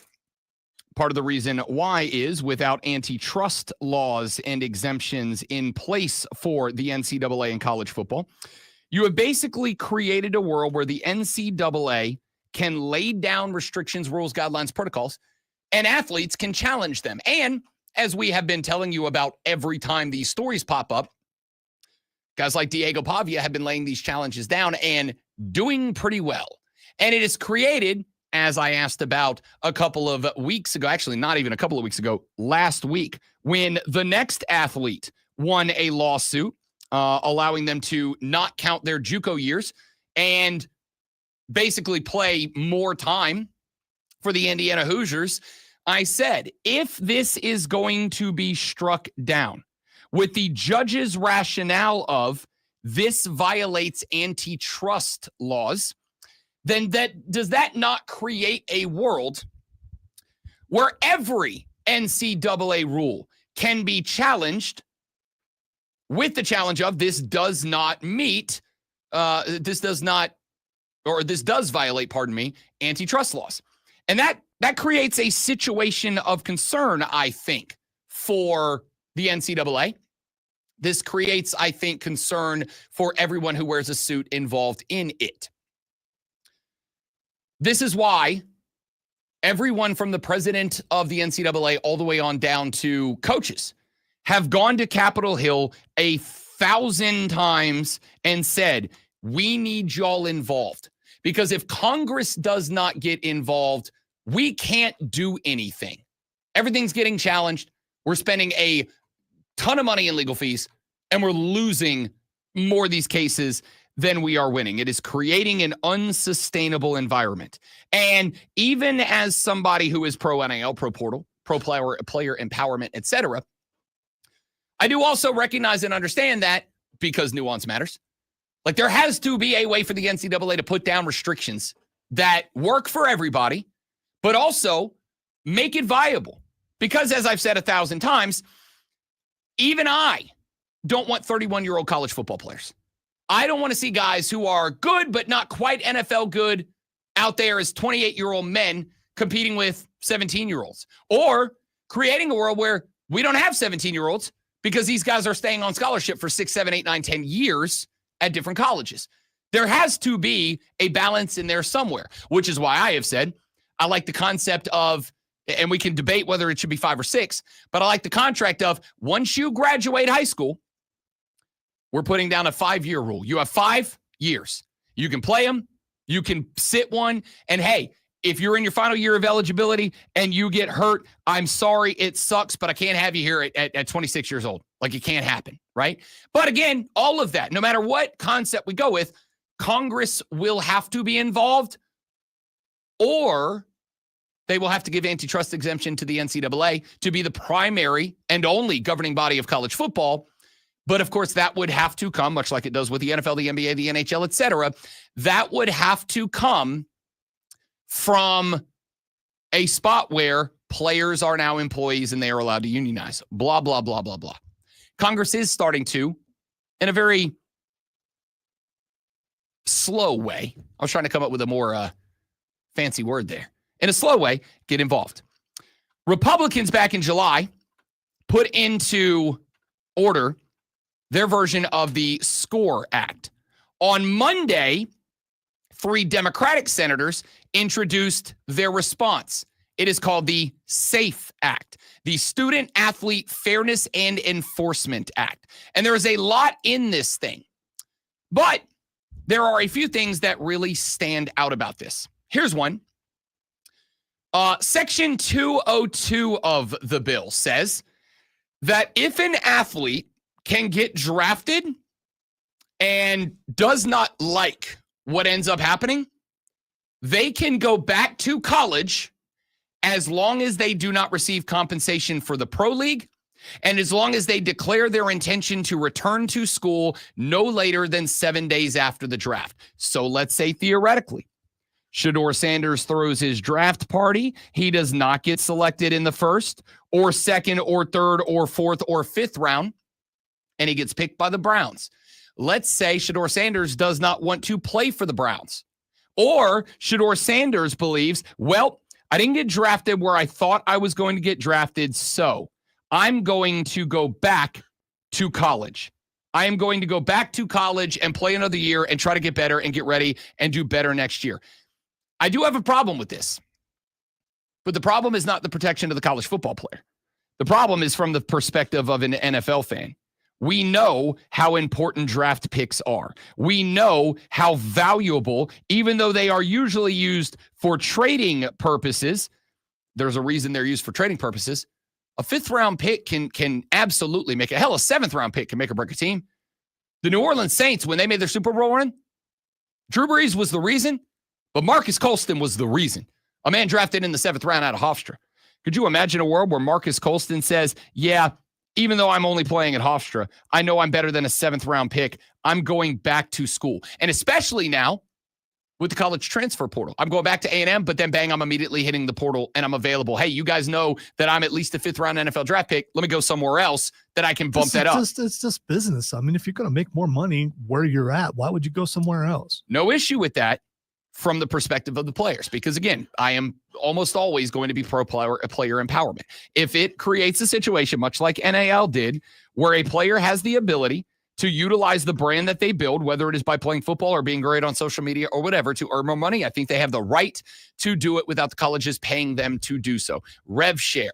I've got no problem with rev share. These schools are bringing in hundreds and hundreds and hundreds and hundreds of millions of dollars to college football. Zero issue with the only reason that we watch. The players. None of you have ever watched an athletic department's meeting on a stream. None of you have ever heard that your school president's doing an interview. Let me tune in. Would you watch players? I mean, those aren't on stream, right? Athletic. So I'm sure some of the schools probably stream the because public ones. I would be interested. I would too, but we're also nerds, right? Like the general pop football fans aren't getting into that. We watch football for the players. No problem with them getting a chunk of the change from the massive billions of dollars of profit that it brings in and is going up every year.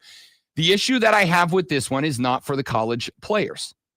The issue I have here is what happens if the Kansas City Chiefs are in a spot where they are right there on the borderline of being a Super Bowl team again, and they lost to the Eagles, and you're like, we draft the right guy.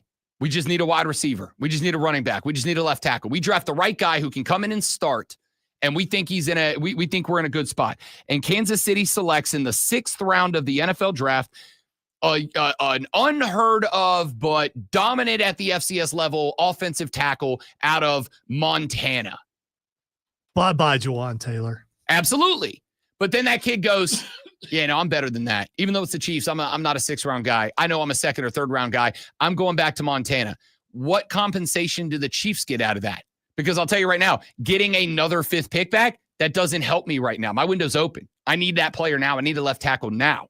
Creating a world where players do not have a right to say who they are going to be drafted for and play for in the draft, but they can say, well, I'm just not going to go. That can't work, but that's for the NFL. This is very interesting to me, and I do not know what it means. Here's a couple of the other big things that come through the SAFE Act. Section 601 proposes to amend the Immigration and Nationality Act so foreign college athletes are no longer prohibited from NIL. To be honest with you, I didn't know until last night that they were. For instance, Purdue's Zach Edey, great basketball player, yeah? He's Canadian, eh? And so when he played his college basketball, Zach Edey couldn't capitalize on back-to-back National Player of the Year campaigns with traditional NIL. It was all about his. Now they would be able to. He was on an F1 visa. He could only profit in Canada. So when the Boilermakers scheduled games in Toronto, cha-ching, but he couldn't make money in the USA. Under this act, he would be able to.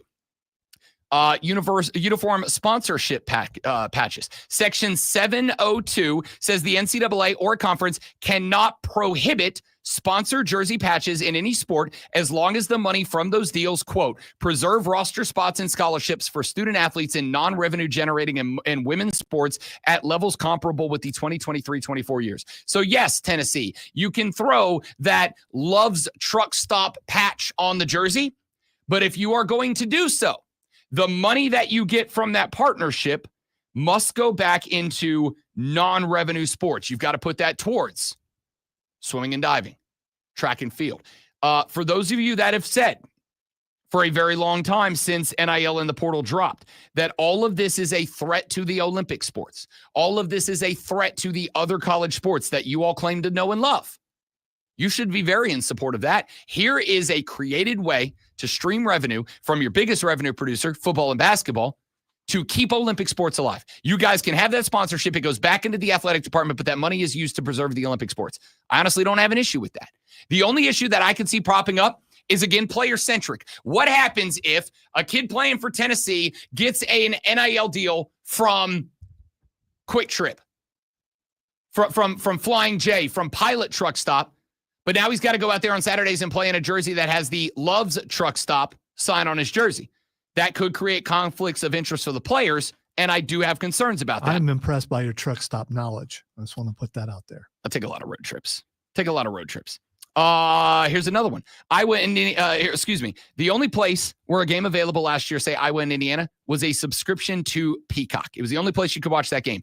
Section 905 of the SAFE Act requires football and basketball games to be available on a non-exclusive basis to at least one local outlet in market areas for participating institutions. So if you're an Indiana fan and you're living in Bloomington and you want to watch the Indiana basketball game, but it is on Netflix, they would have to provide the broadcast rights to at least one local outlet so that every game is available to people who maybe can't pay or don't want to pay, frankly, for Netflix. I don't hate this one either. Now, I doubt this one's going to get passed because this one you're talking about millions of dollars, because that is absolutely a hit from the money that, say, Netflix would be willing or Peacock would be willing to hand over to schools to get the exclusive rights to those games. But I get it. This one feels like it's protect the fans. All right, there's a few more clauses in there I'd like to get to later on in the show when we come back in a minute. Got your audio blitz, a couple of bits of sound for you. All that and more coming up after Lonzo gives you an MVP caliber sports flash. Took a deep breath. Here we go. The MLB wildcard round started yesterday, and the Detroit Tigers defeated Cleveland 2-1. Detroit needed only 5 hits, including RBIs from Spencer Torkelson and Zach McKinstry to win. Cubs grabbed a 3-1 win over San Diego in Game 1. Chicago had back-to-back homers from Sia Suzuki and Carson Kelly. Boston beat the Yankees 3-1. New York had 13 combined strikeouts and failed to score with the bases loaded in the bottom of the ninth. And the Dodgers took down the Reds 10-5. Blake Snell got the win with 7 innings and 9 strikeouts. The Big 12 fined Colorado $50,000 and reprimanded the school publicly for a derogatory chant aimed at BYU fans. The chant, which specifically mentioned Mormons, was chanted during BYU's 24-21 victory in Boulder. A federal judge will allow the Pac-12's lawsuit against the Mountain West Conference over $55 million in poaching fees to go forward. The suit claims the clause schools signed when joining the Mountain West, mandating payment for leaving for the Pac-12, is unlawful.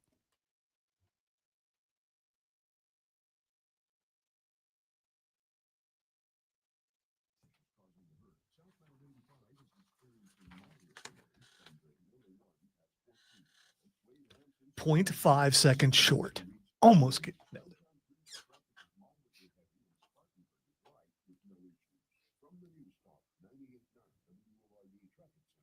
What did I do?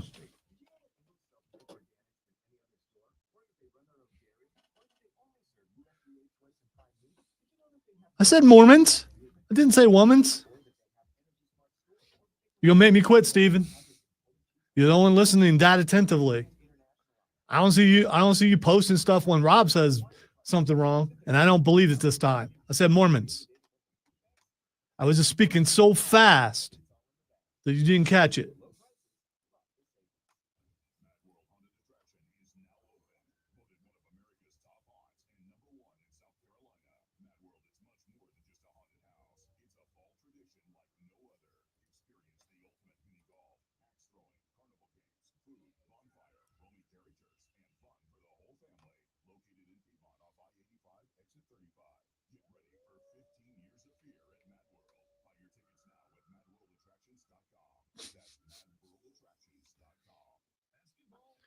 I'm going away to sulk now. That's what I'm doing. Sulking.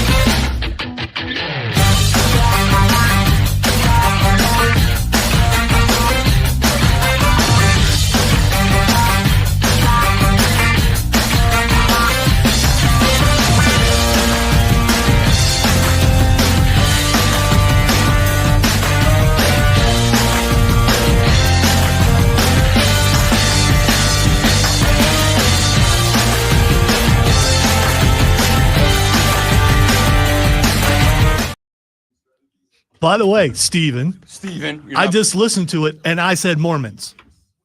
The Stormin' Mormons. I didn't say womans. I said Mormons.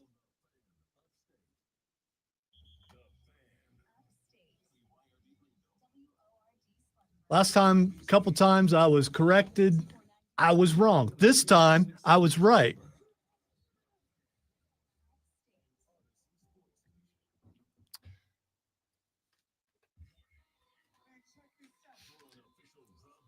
Raspberry sounds.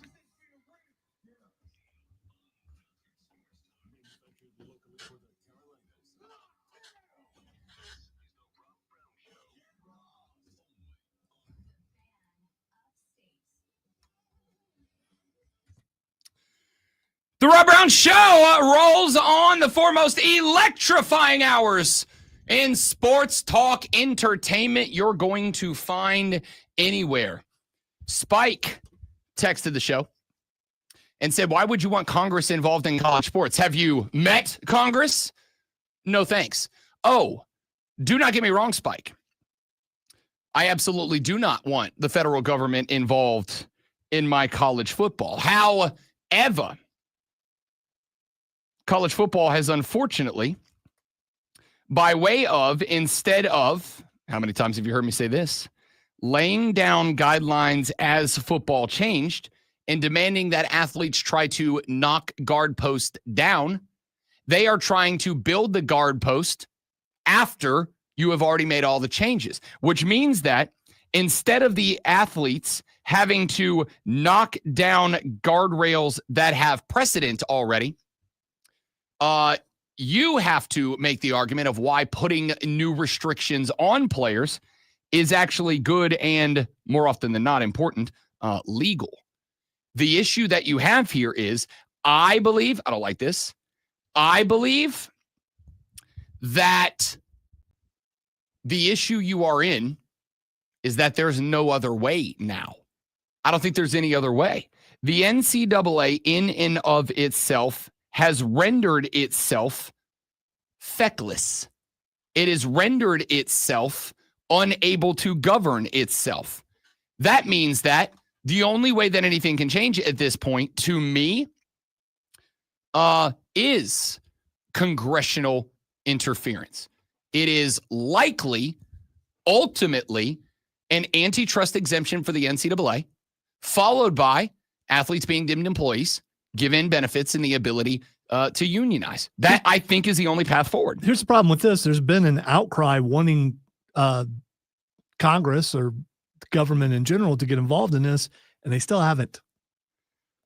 They absolutely so they have stuck their toe in the water.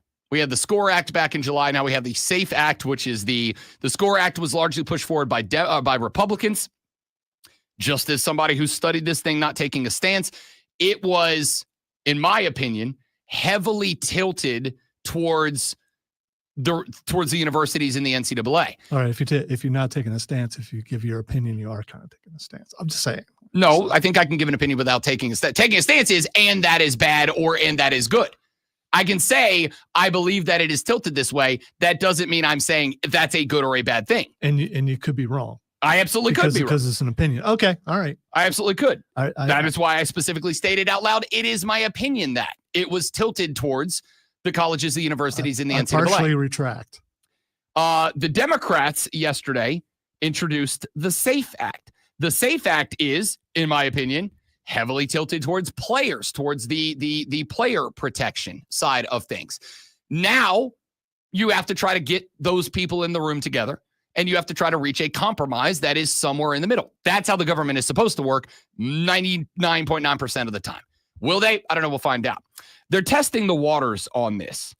But again, even if they enact one of or a combination of these two acts, those acts will still have to be challenged by and hold up in front of a spectrum of federal judges as okay, constitutional, legal, whatever. Just because Congress levies an act does not mean that it is immediately the law of the land and unimpeachable. Like, it still will be challenged and it still has to hold up. So, all that being said, Spike, the point is, I don't think that there is another path. I am open to ideas, but as somebody who not just pays attention, but is interested in this stuff because I'm a giant nerd, I haven't had anybody present one yet that I go, okay, I think that's got merit. That does not ultimately wrap back around to it's going to take some sort of congressional action to get to a point where everybody is protected and everybody plays by the same rules. It's a level playing field across the board, because we have already seen, even with congressional interaction, though very mild, we have already seen states, Tennessee, California, who have enacted state legislation about how their state institutions are obligated to run, and then argued successfully in some cases that state laws about the operations of their universities, their colleges, their institutions of higher learning supersede the laws of the NCAA. And what some of them have said, like, for instance, Tennessee, is we are allowed to do this thing. In fact, it's mandated that our university does this thing. And that thing is something that is like, give a lot more money to players than the NCAA says we're allowed to. So instead of saying, no, actually our universities are allowed to, which would be easier to push back against, what they are saying is, actually our universities must do this. It is in our law that this is an obligation of these universities that they must do, because the NCAA cannot they can step in and say, well, if you want to participate under our banner, you have to follow this rule, even though you say that you don't. It is much more difficult for the NCAA to step in and say, if you want to play under our banner, you cannot not follow a state law. Does that make sense? Like, if Tennessee says the state law is you have to give away $1 billion to players, that is a law. You must do this thing. The NCAA can't come in and say, actually, Tennessee, you must break the law to play under our banner. They would have that's a lawsuit Tennessee would, and I believe already has, won. So that is why I've said, like, the guardrails needed to go up when this was going into effect, not now. And that is why Congress has to get involved. All right. I got some sound for you, a couple of different clips I want to play I picked up over the past 24 hours. We talked about this. Media day in the NBA was 2 days ago. That means that we have seen a bunch of teams back in action with their new rosters unveiled. One of them, the Golden State Warriors, who, of course, last year acquired Media Day sensation Jimmy Buckets. Now, very disappointed because I didn't get Emo Jimmy at Media Day. Emo Jimmy was a staple in Miami, not at Golden State, apparently. However, I don't think you could be emo at Golden State. I don't know, man. California, like a lot of emo bands out of California. I think if you're emo at Golden State, someone might beat you up. Jimmy by Buckets. the name of Draymond Green. Oh, shut up, Draymond Green. Jimmy Buckets, however, has developed, hilariously, this antagonistic relationship with Buddy Hield. If you've been following this team, they're just like two friends who give each other crap all the time. Well, Jimmy Butler was doing his press conference at Media Day, and we got our first to listen to Jimmy and Buddy back together again. Jimmy, what is a full season with Buddy going to be like for you? See, I was actually hoping nobody asked me about that guy. I don't know. I spent way too much time with Buddy this offseason, way too much. I posted on social, so it made the world seem to actually like that guy. I knew it. I could just feel the evilness. I can feel it. I knew it. They don't even want to talk to you. I heard you talking, though. But did you hear the nice things I said about you? What did you say about me? Nothing. That's why you didn't hear them. Anyway, we're good. Can you wrap up, please? All right, everybody. Buddy Hill, everybody. All right. You doing okay? Good afternoon, everybody. You tired of him yet? Jimmy, go. These dudes are more entertaining than the basketball team. They're more entertaining than the basketball team. I love it. I love it. AJ Przinsky is a former catcher in Major League Baseball.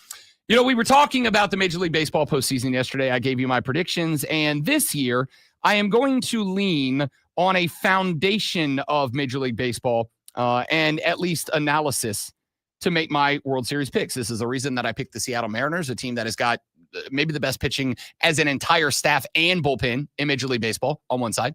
And this is why I picked on the other side, the Milwaukee Brewers as a surprise pick out of the National League, because I think those two teams may have put together the best pitching. Now, there's a question about the LA Dodgers and whether or not their guys, some of age, some have been dealing with injuries. If they get right, the Dodgers are winning the NL. And last night it looked like they were right behind Blake Snell. Blah, blah, blah, blah, blah. Point here is, I also talked about Hunter Green, a guy that I love for the Cincinnati Reds, but I picked them to lose this opening round series, primarily because the Cincinnati Reds have built a pitching staff that is more about power than finesse. It is more about heat than location. And I think that's a problem.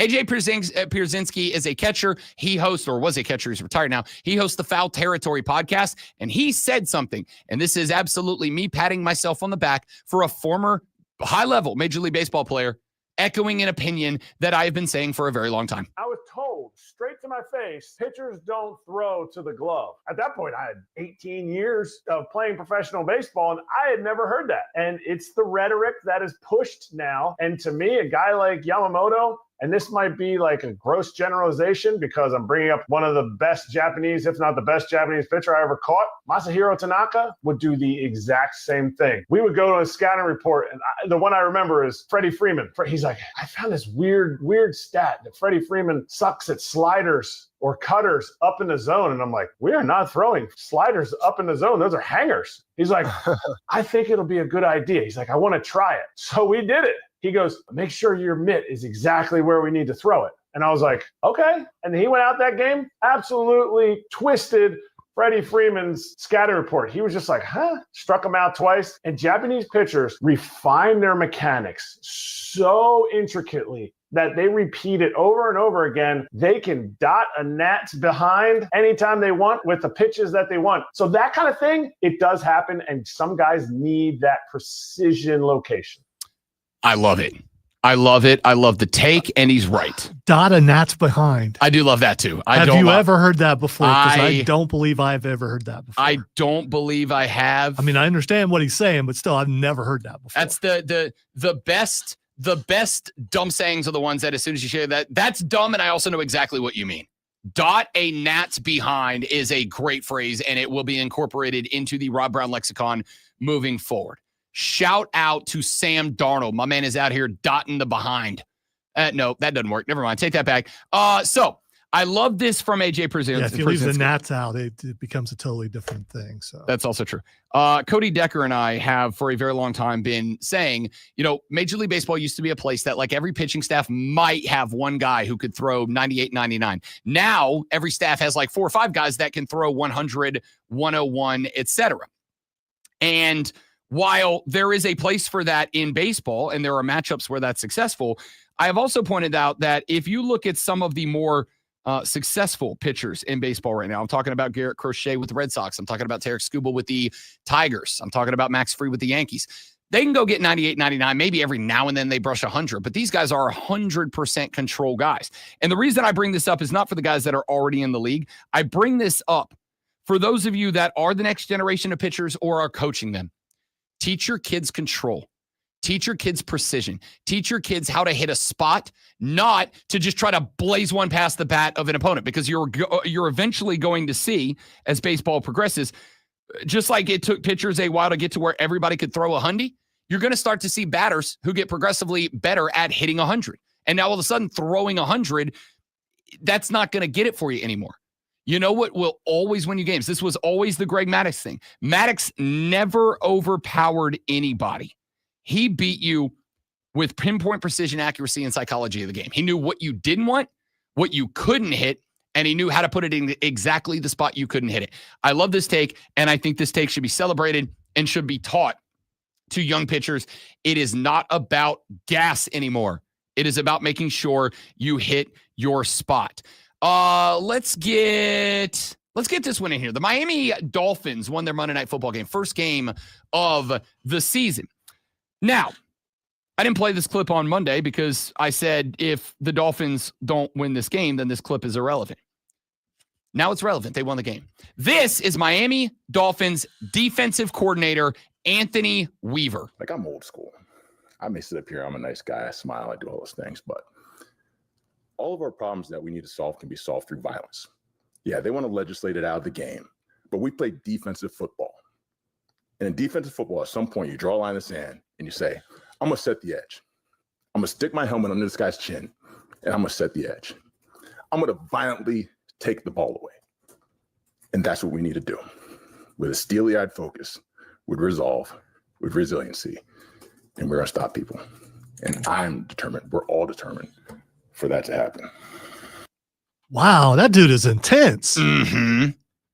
Mm-hmm. That was terrifying. I'm about to go down the hall and tackle somebody right now. The line, all the problems that we need to solve can be solved by violence, is one thing, but to deliver it the way he did, all of our problems can be solved by violence. Like, dude, all right, bro. All right. And then what the Dolphins do? They went around there. They played good defense. Offensively, their offensive line actually blocked for Tua for the first time. Miami won the football game. Yeah, it's against a bad team. Against a bad team. But goodness gracious, like, I heard that and I was like, damn, all right, I'm in. This guy's got it. Let me give you one more. This one is just, it's not sports, but it's sports fun. It is a sports guy. Dale Earnhardt Jr., his podcast, it's taken off. Biggest, maybe the second biggest podcast in the NASCAR world right now. You know, I've said this 1,000 times. There's not much that I like more.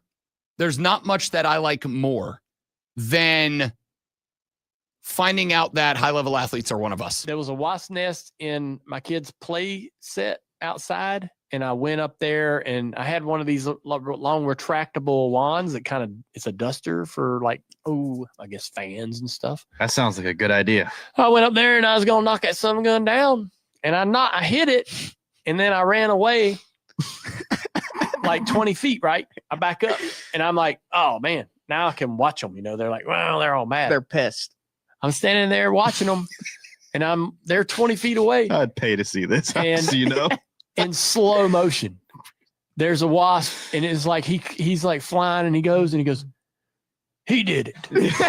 And he turns, and I'm looking, and he turns, and he flies right at me, wide open, like right in between my eyes and right into my nose. And it was like a kamikaze move. Like he was like, I'm not surviving this. I'm ready to lose my life for the crew. Oh my God. He flew and ran into my nose, instantly stinging me right on the nose. Oh my gosh. And I suppose he died. I don't know. In my mind, he that was his last heroic move. Yeah, forgotten country. Yes, I fell like in the trying to maneuver, right? Trying to get. I'm like trying to get away. This is happening. I can't do anything about it, and I fall down. Yeah, and then I got up and I was walking back to the house, and I'm like, that hurt. This hurts so bad. I mean, it's right on the end of my nose. And Amy and everybody was standing outside the house, saw it. You know, it's just nice to know. And I would like to say this. I point this out to my loving, doting, and adoring wife all the time. You may see people who have their act together. You may see dudes who have their life together, and you see and you go, man, that guy's like the paradigm of success. That guy's intelligent. He's smart. He's witty. He's funny. He's got his life together. He's what we should all aspire to be. I just need you to know, we're kind of all dumbasses, like a lot of the time. Like everybody has their moment of just complete and total dumbassery, including Dale Earnhardt Jr., who decided to get into a fist fight with a wasp nest, which is, I believe, Alonzo, a mistake that all of us make one time. On purpose. Every once in a while, you might get, oh, no, that's a wasp nest and it's too late. But yeah, on purpose, yeah, probably one time. Every one of us thinks, I can hit that son of a gun with a broom, and then I'll just ski-daddle about 30, 40 yards away. They'll eventually figure out we don't live here no more, and they'll take off. And then there's one that with their weird little eyes see you from across the yard, and they're like, that MFer right there. That's the guy. Let's murder him. Ladies, I need you to know, there are times when you're going to come home and your husband's done something dumb, and you're going to be like, how dumb can you be? How dumb can you be? Guy, you are just exceptionally dumb. I need you to know, I've been trying to explain this to my wife for 5 years now. It's not just me, babe. We're all this way a little bit. Maybe some more than others, some less than others, but we all have our moments, ma'am. Trust me on that. Back after this, Rob Brown, the Great One Lonzo, you, the fan upstate.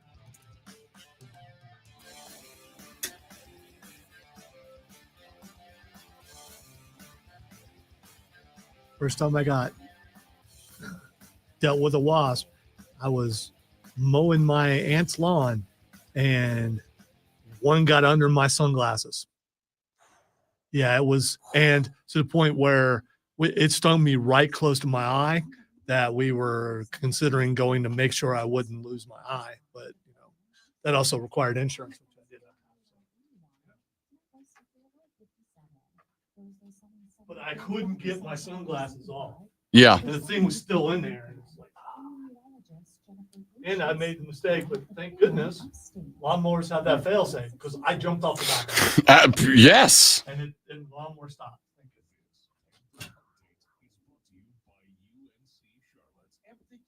Excuse me, guys. Just a minute. I got to send a couple of texts. I'll be right back. Don't go nowhere.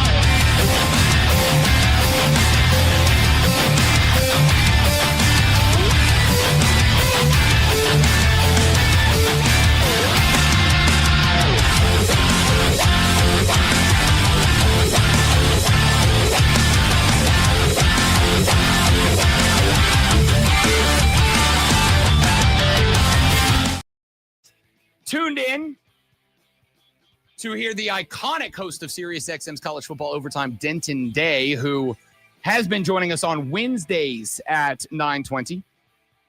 Had a conversation with Denton this morning. It is going to be a shift in scheduling for Denton. He will be from this point forward joining us on Fridays at 9:20 a.m. He had to move last week, and he just said that due to a schedule shift, he requested if he could do Friday. He still wants to do the show, is going to do the show, but he will be joining us on Fridays at 9:20 moving forward. And why not? Why not? Friday, weekend, the next day, we're just around the corner. Denton Day will start joining us there. I want to play a clip for you. And this clip, for the record, is from last week. But we found out yesterday that the Carolina Panthers are elevating Jimmy Horn Jr. onto their active roster as wide receiver. Xavier Legette, after he left a practice a couple of weekends ago for a hamstring injury, or at least that is what it was claimed by Carolina, has not returned to the active roster. May very well be that it is a lingering hamstring injury, and they want to give him. This is the same hamstring injury that Lamar has? It might be. It may very well be that it is a lingering hamstring injury, and they would rather, like, you weren't killing it for us before, let's make sure that you have more than enough R&R time. And my belief is that is because when you come back, you've got one more chance. You've got one more chance. And I told you, after week 1, I had questions about XL. After week 2, as much as I love the guy and as much as I want to be friends with Xavier Legette in real life, and as much as he is absolutely the captain of team content for me over these last year and a half or 2 years, at the end of the day, if you can't play football, if you can't catch the ball, you can't be a member of the football team, right? Like, you go be an internet celebrity, you would take over the world. Go be the Southern version of what Marshawn Lynch has turned into, just kind of a viral celebrity who does fun stuff all the time as you. But you can't be a member of the football team if you're a wide receiver and you can't receive. It's a problem. So Jimmy Horn Jr. has been elevated to the active roster, will likely be the 5th or 6th wide receiver on the roster, depending on how they structure this Sunday's roster, active roster against the Miami Dolphins. And as soon as I heard that, with the acknowledgement that, and for the record, I genuinely hope that it is a lingering hamstring injury for Xavier Legette, not because I want him to be hurt, but because after I heard this clip last week, and it has just been stuck with me since then. If it's a lingering injury, it makes sense that they would sit him one more week and bring Jimmy Horn Jr. into the equation to find out what he can do for this football team. If this is solely because there is something going on away from the cameras with Xavier Legette, then I think this is probably the end of Xavier Legette. Here is the clip. This is XL in the middle of the week last week after the injury. After we found out he wasn't going to play, this is him in front of his locker room, and it is the first Xavier Legette clip since he became a Panther that does not make me happy. Xavier, I know it's been kind of a tough 2 weeks, and it seems like you've been a little hard on yourself. Like, what's going through your mind as you're trying to kind of move forward and get into this 3rd week? Man, I'm just trying to go about it the right way. I'm just trying to stay to the course and keep pushing. The storm don't last forever, so the good days they come. What do you think? Is this a storm? Yeah, for sure, man. Because I ain't getting the outcome that I want. So yeah, that's how I put it. What do you think is missing right now? What do you think is going to be the thing that takes you over the hump and gets you back on track? I don't really know, man. I guess I gotta wait till it's time. Do you feel like that's fair to say that you're off track? Yeah, that's how I'm gonna put it. So if you feel off track, do you feel that it's more on the mental side, physical side, schematic side? I'd say more on the mental side. Just got to get out my head about the situation. It's gonna be good. Everything gonna be all right. Are you paying attention to what people are saying on social? I mean, I ain't really looking for it, but I got social media and everything is popping up. But I mean, that don't fade me. That does not sound to me like a dude who's in a good spot right now. That it doesn't sound like a guy who's in a tough spot, especially considering because of who he is and because of how wildly entertaining he has been as a person. For a dude that we know what an upbeat Xavier Legette sounds like. Even when things in the past, like this past off season, when the narrative around XL was effectively, you got to show out this year, man. Like, this is it. You got to show out this year. And even with that happening this off season, you would still see those workout tapes with Xavier Legette, and like, he's XL. And it's part of the reason we love the guy. That's not the XL. Like, that's not the guy. And the fear that I have is that whatever it is that has caused this block, this issue that has created a world where even I, noted public and unapologetic Xavier Legette, the dude fan, am like, I don't know if you're an NFL receiver, man. Like, I want you around forever, both as a person because you entertain me and as a radio host because #team content, you are an ultimate provider of it, like top notch. I don't know if that's the guy. Wait. We have seen him make really good catches. We've seen what he can do after he catches the ball. He's just in his head about not catching the ball right now. That doesn't make him not an NFL receiver. No, what makes him not an NFL receiver is finishing a game with 5 targets, 3 drops. The 2 catches were spectacular, but 5 catches, 3 drops. What makes him a not NFL receiver is clutch time moment in week 1. BY drops a dot into your hands and you don't drag the toe. And I know it's a hard thing to do, but that's why you get paid millions of dollars. You don't drag the toe to be in bounds. He was running full speed. It doesn't matter. Okay. That catch has to be made. I disagree with you. That catch has to be made. He made the catch. No, he didn't. Was he in bounds? Right. Then he's not a catch. He technically made the catch. He didn't get his other foot in. Which you have to do. You run full blast and see if you can stop. And I'm not an $11 million a year guy who is paid to do one job, and that is it. That's the difference. It would be one thing if somebody came in here and tried to do a segment on the radio and they blah, blah, blah, blah, all over themselves. You would go, yeah, but you're not paid for that. This isn't what you do. You don't have years and years of practice and training for that. That is your job, is to make that catch. Catching the ball out of bounds is not making the catch. It is a catch, but it's not a catch. And that is the problem. Overblown happens to a lot of receivers in the NFL, and people made too big of a deal out of it. It is one thing. He is dropping balls, but he's not the only receiver doing that. It doesn't make him not an NFL receiver. That part bothers me because I disagree with you. I think he has potential to be that. We've seen how good he can be when he's on. So the ability is there. And sometimes we get in our heads and he's got to get past it. And hopefully he will. Hopefully you'll be able to come on here and say, you were wrong. He is an NFL receiver. Whoa. Time out. I did not say he is not. What I said is the way that he is performing indicates that he's not. As I've said 7 times, I hope that whatever it is that makes him sound like that, I hope that goes away. I don't know if it's going to take a sports psychologist. I don't know if he needs to go out in the desert with Aaron Rodgers. I don't know what the case is. Whatever is in his head, I hope he can clear it. I hope he can move on, and I hope that he can figure it out so that he can be that guy.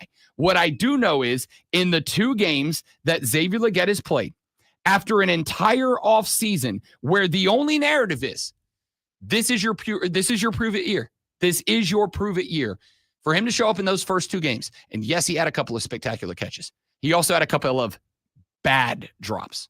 And I can't say, well, you make 2 spectacular catches a game, and that is going to overshadow 3 bad drops that you got hit in the numbers, or a ball on the sideline where 85% of wide receivers in the NFL are going to get both feet down, and you just, because the record is, I don't think he didn't get both feet down because it was a ridiculous physical task. I think he didn't get both feet down because he just didn't get both feet down. Like, it wasn't in his head that it's in the NFL, I got to have 2 feet. Yeah, I disagree with you. And that's fine. It's subjective, but that's the way that I viewed that pass. You just either forgot, didn't know, whatever. You got to have 2 feet because that was a 2-feetable ball and it didn't happen. So I hope that whatever it is that has created this, I hope Xavier Legette can clear it. I hope he's got a sports psychologist. I hope he's got a therapist. I know Dave Canales has said a number of times, we believe in this guy and we are going to give him everything he needs, all the support he needs to figure it out.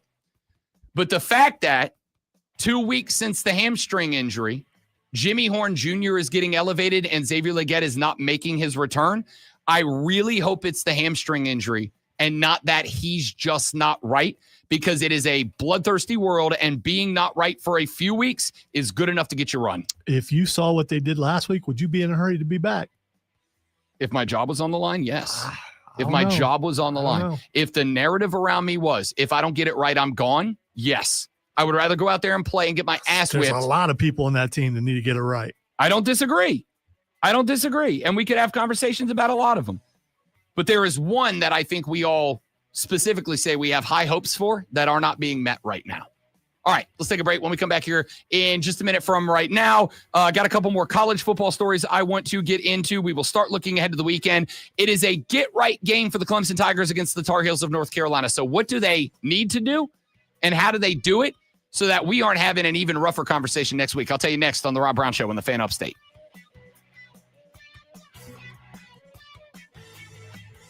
I am tempted to tell fantasy football people, James, play A.J. Brown this weekend because I got to think Saquon Barkley throws him 14 balls, right? Just to get his head right. Throw him 26 passes this weekend just so he doesn't post any more dumb Instagram posts that become the story over we won again. You said Saquon Barkley. A.J. Brown. Yeah. You know what I'm talking about. BRB.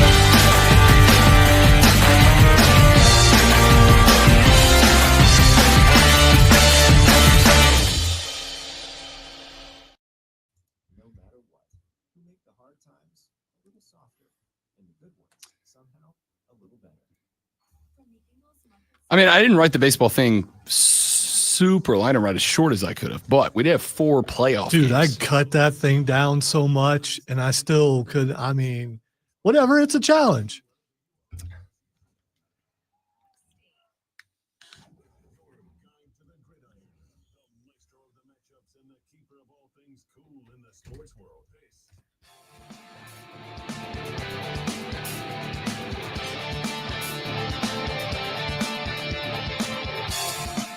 We talked back in hour number 1 about the fact that the South Carolina Tigers did something that I think that they need to do. Sorry, the South Carolina Gamecocks. I'm going to get shot. Dude, what in I'm the gonna get run out of town. That's one of the worst things you've ever Yeah, done. that's on me because I'm about to talk about the Clemson Tigers. But I wanted to point out that back in hour number 1, and if you missed it, go to thefanupstate.com, go to the podcast section, drop it down to the Rob Brown Show, and listen to hour number 1 where we talked about this in segment number 2 or 3. I don't know. Just go get it and listen to the whole hour and find out. Get right games. That is a concept in football that you hope that your team never has to take into consideration. Because a get right game means you ain't right. And the Clemson Tigers ain't right. Dabo Swinney said in his press conference yesterday that it is a coaching failure. In fact, let me play you that clip very quickly. From a big picture standpoint, I mean, it's just been a coaching failure, honestly. I mean, that's the best way I can say it. I mean, we have just failed as coaches. I'm not taking accountability away from the players. I mean, they got accountability in this too. I mean, you got some guys that got to play better. I mean, they're not just on scholarship anymore. I mean, some of these guys are paid a lot of money to perform, and everybody's got accountability. But I mean, it's just an absolute coaching failure. That's just, I don't know other way to say it. And I'm not pointing a finger, I'm pointing a thumb. I mean, it starts with me because I hire everybody and I empower everybody and equip everybody. And when players don't play to their potential, to me, that's coaches. That's on us. That is maybe the first thing that Dabo Swinney said into a microphone in 2 weeks that I agree with. It is a coaching failure. And again, I'm not going to give you brownie points for saying it because it's true. It's expected that you would say that. That's what I asked you. Scratch that. That's what I thought you should have said 2 weeks ago when you stirred up the college football media with that initial press conference you gave where you went on the 13, whatever it was, minute rant about everything except this year's football team. So good. Glad you got around to it. But it's not like you're not getting bonus points for saying the thing that, yes, we know is true and your fans have been asking you to say for, again, 2 or 3 weeks now. So with that being said, knowing that, again, I pointed out, I think there has been a dramatic lack of development for a guy that put up the numbers last year, even if they were padded numbers out of Cade Klubnik in the ACC. I haven't seen the development of Cade Klubnik either as a on-field leader or as a quarterback, that being the thing that he is. So you have got, as South Carolina did and took advantage of against Kentucky this past Saturday, a get-right game against the North Carolina Tar Heels. And keep in mind, when you play games like this, even if Dabo was correct, he said it, not me, that this team cannot win a national championship this year, because while I do think a 9-3 team is going to the playoffs this year, I do not think that it is coming out of the ACC. It will come out of the SEC. You still, if nothing else, need to prove to the next generation of Clemson Tiger players, the names you have lined up for next year's recruiting class, the guys who at the end of the year will go into the portal and be looking to upgrade to a contender for next year, that yes, it was an anomaly. It was not who we are anymore. Like, this isn't who we are. It was an anomaly. It was a bad start to the season, but hey, we're still the Clemson Tigers. We're still them. You've got to take advantage of this game against North Carolina, because you are, in my opinion, dangerously close to the narrative becoming the dynasty is over. Clemson's run on the top end of college football spectrum is no more. They are just another run-of-the-mill ACC team. You are right on the borderline. In fact, I would go so far as to say you can probably maybe afford one more loss. And honestly, that loss to me is if and only if Florida State beats Miami this weekend and they move back closer to the top 10. A loss to Miami, Florida State's probably falling out of the top 25, or they're going to be like 24-25 at the best at number 18 right now. If Florida State comes into that game and they are ranked at, number 12, 13, maybe as high as 10 with some other losses, then like maybe you can take one more loss. If Florida State loses to Miami, you can't take another loss. Or the narrative is going to, and this is the price you pay for being on the top of college football for so long, you are disliked for the same reason the Yankees are disliked.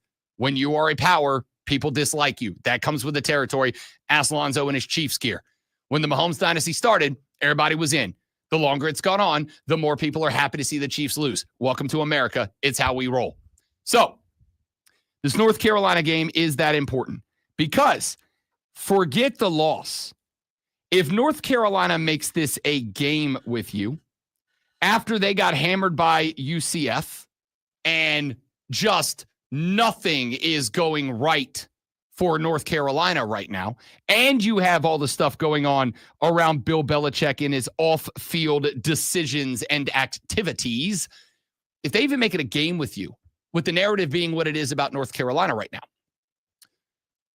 the criticism compounds. Even if you win the game, if you go out there and you win this game 21-20, 21-17, your offense looks lackadaisical. North Carolina, who could not score on UCF, scores a couple of tutties on you. It's going to get worse before it gets better.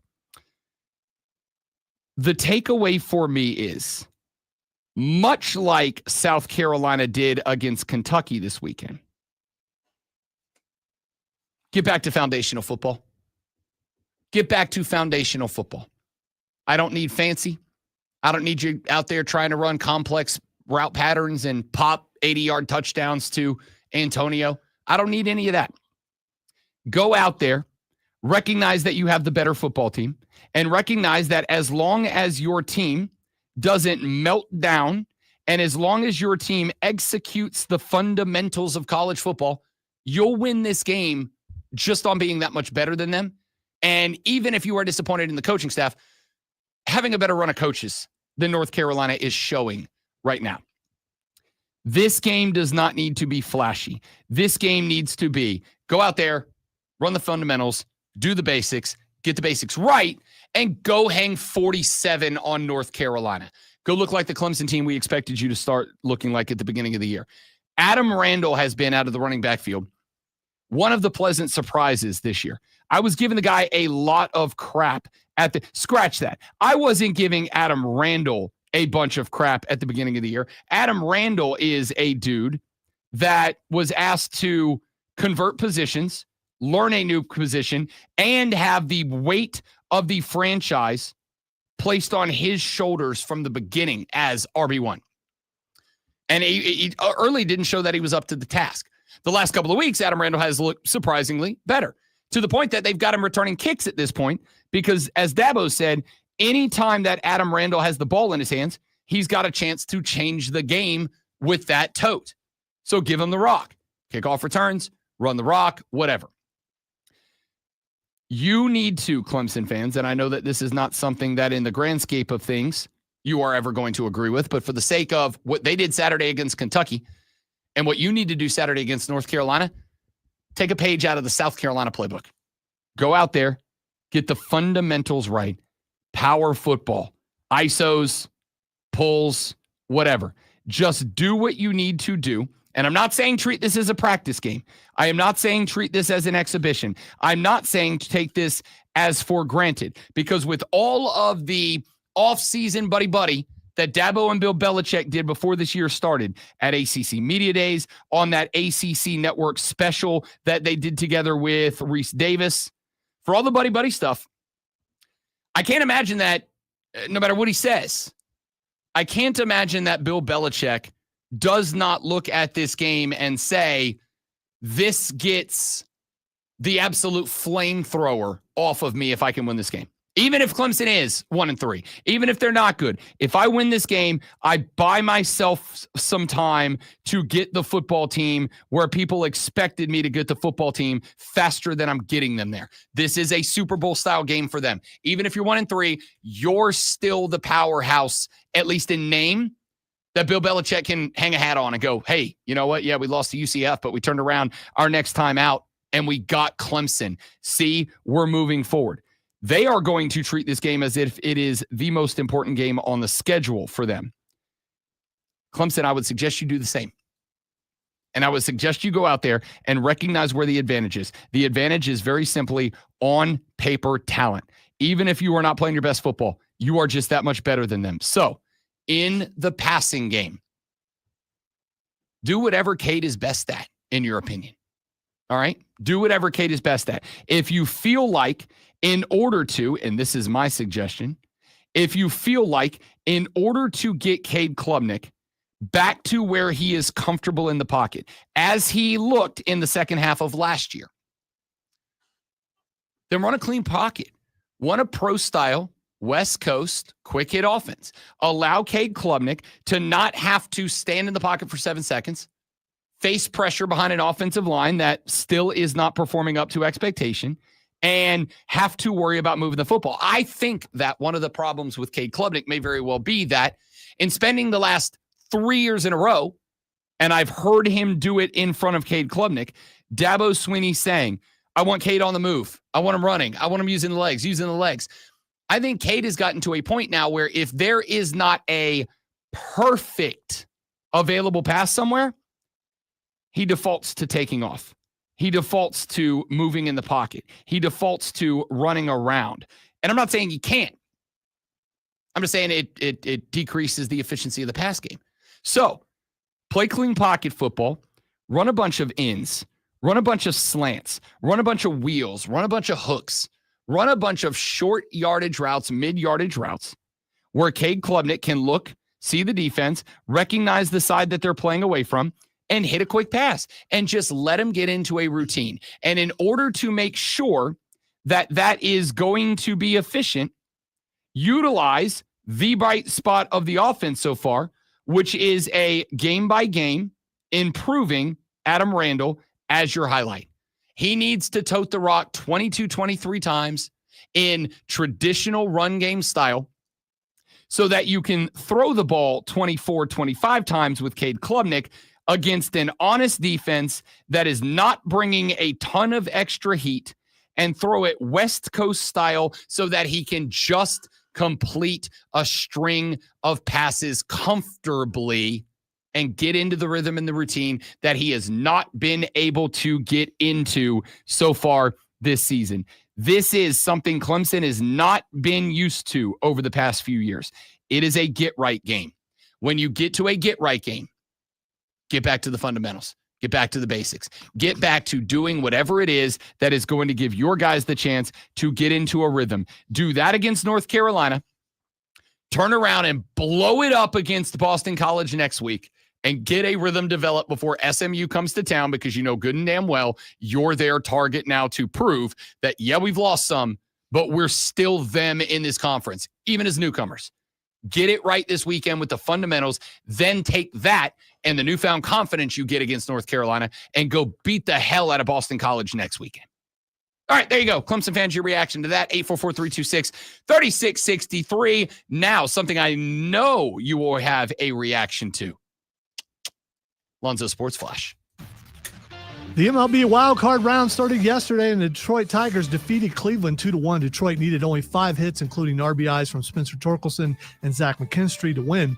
Cubs grabbed a 3-1 win over San Diego in Game 1. Chicago had back-to-back homers from Sia Suzuki and Carson Kelly. Boston beat the Yankees 3-1. New York had 13 combined strikeouts and failed to score with the bases loaded in the bottom of the ninth. And the Dodgers took down the Reds 10-5. Blake Snell got the win with 7 innings and 9 strikeouts. The Big 12 fined Colorado $50,000 and reprimanded the school publicly for a derogatory chant aimed at BYU fans. The chant, which specifically mentioned Mormons, was chanted during BYU's 24-21 victory in Boulder. A federal judge will allow the Pac-12's lawsuit against the Mountain West Conference over $55 million in poaching fees to go forward. The suit claims the clause schools signed when joining the Mountain West, mandating payment for leaving for the Pac-12, is unlawful.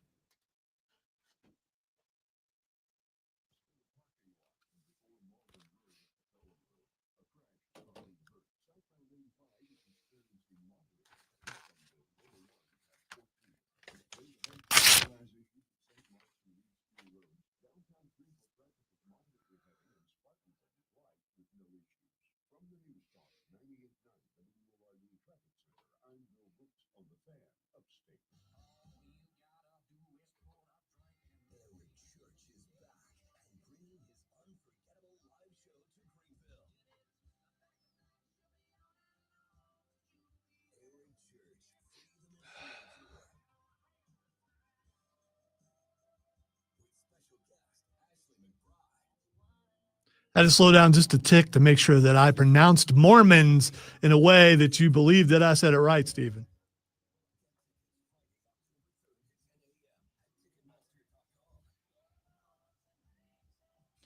Technically, that was 4 stories in 3, or even more than that, but I'm required to read 3 stories. But if I just did baseball, it sounds like 1 story. It was all tricky and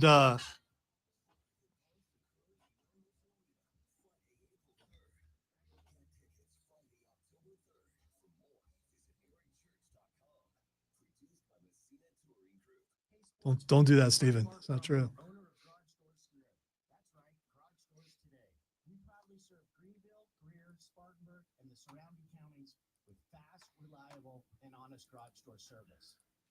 Didn't you hear what the entire show was based on yesterday? It's team. We're a team. Stop that. For the record, in his apology, Dion said you have a bunch of youth who are drunk and high. I'm sorry to have to say that, but it's true. I got to tell you. I mean, I do know a bunch of people who are angry drunks. I don't know people who get high and angry. In fact, it's quite the opposite for 100% of people who take in that substance. As someone who nearly got their head beat in while their stepdad was high, and every time he got high, he was mean. Trust me, it definitely happens. That is the only mean stoner story I've ever heard. My neighborhood, because that's No, not I the shouldn't only have. one. You told me the stories. Yeah, you're right. You're right. It would have been. Can't be soft in the hood, yo. Not implying that you would be, but you know.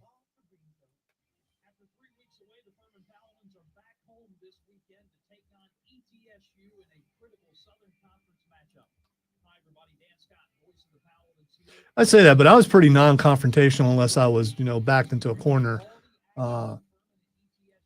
People protected me all the time for some reason.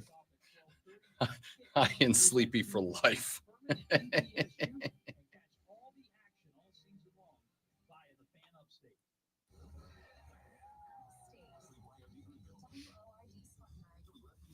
I'm guessing maybe, Florida drugs and Ohio drugs are different. Maybe. I don't know. Climate or humidity or we're a little early. Whatever. There's also something that I've heard of called lacing, which, might have something to do with it. That's possible. I don't know. It may have been something besides the marijuana. I don't know.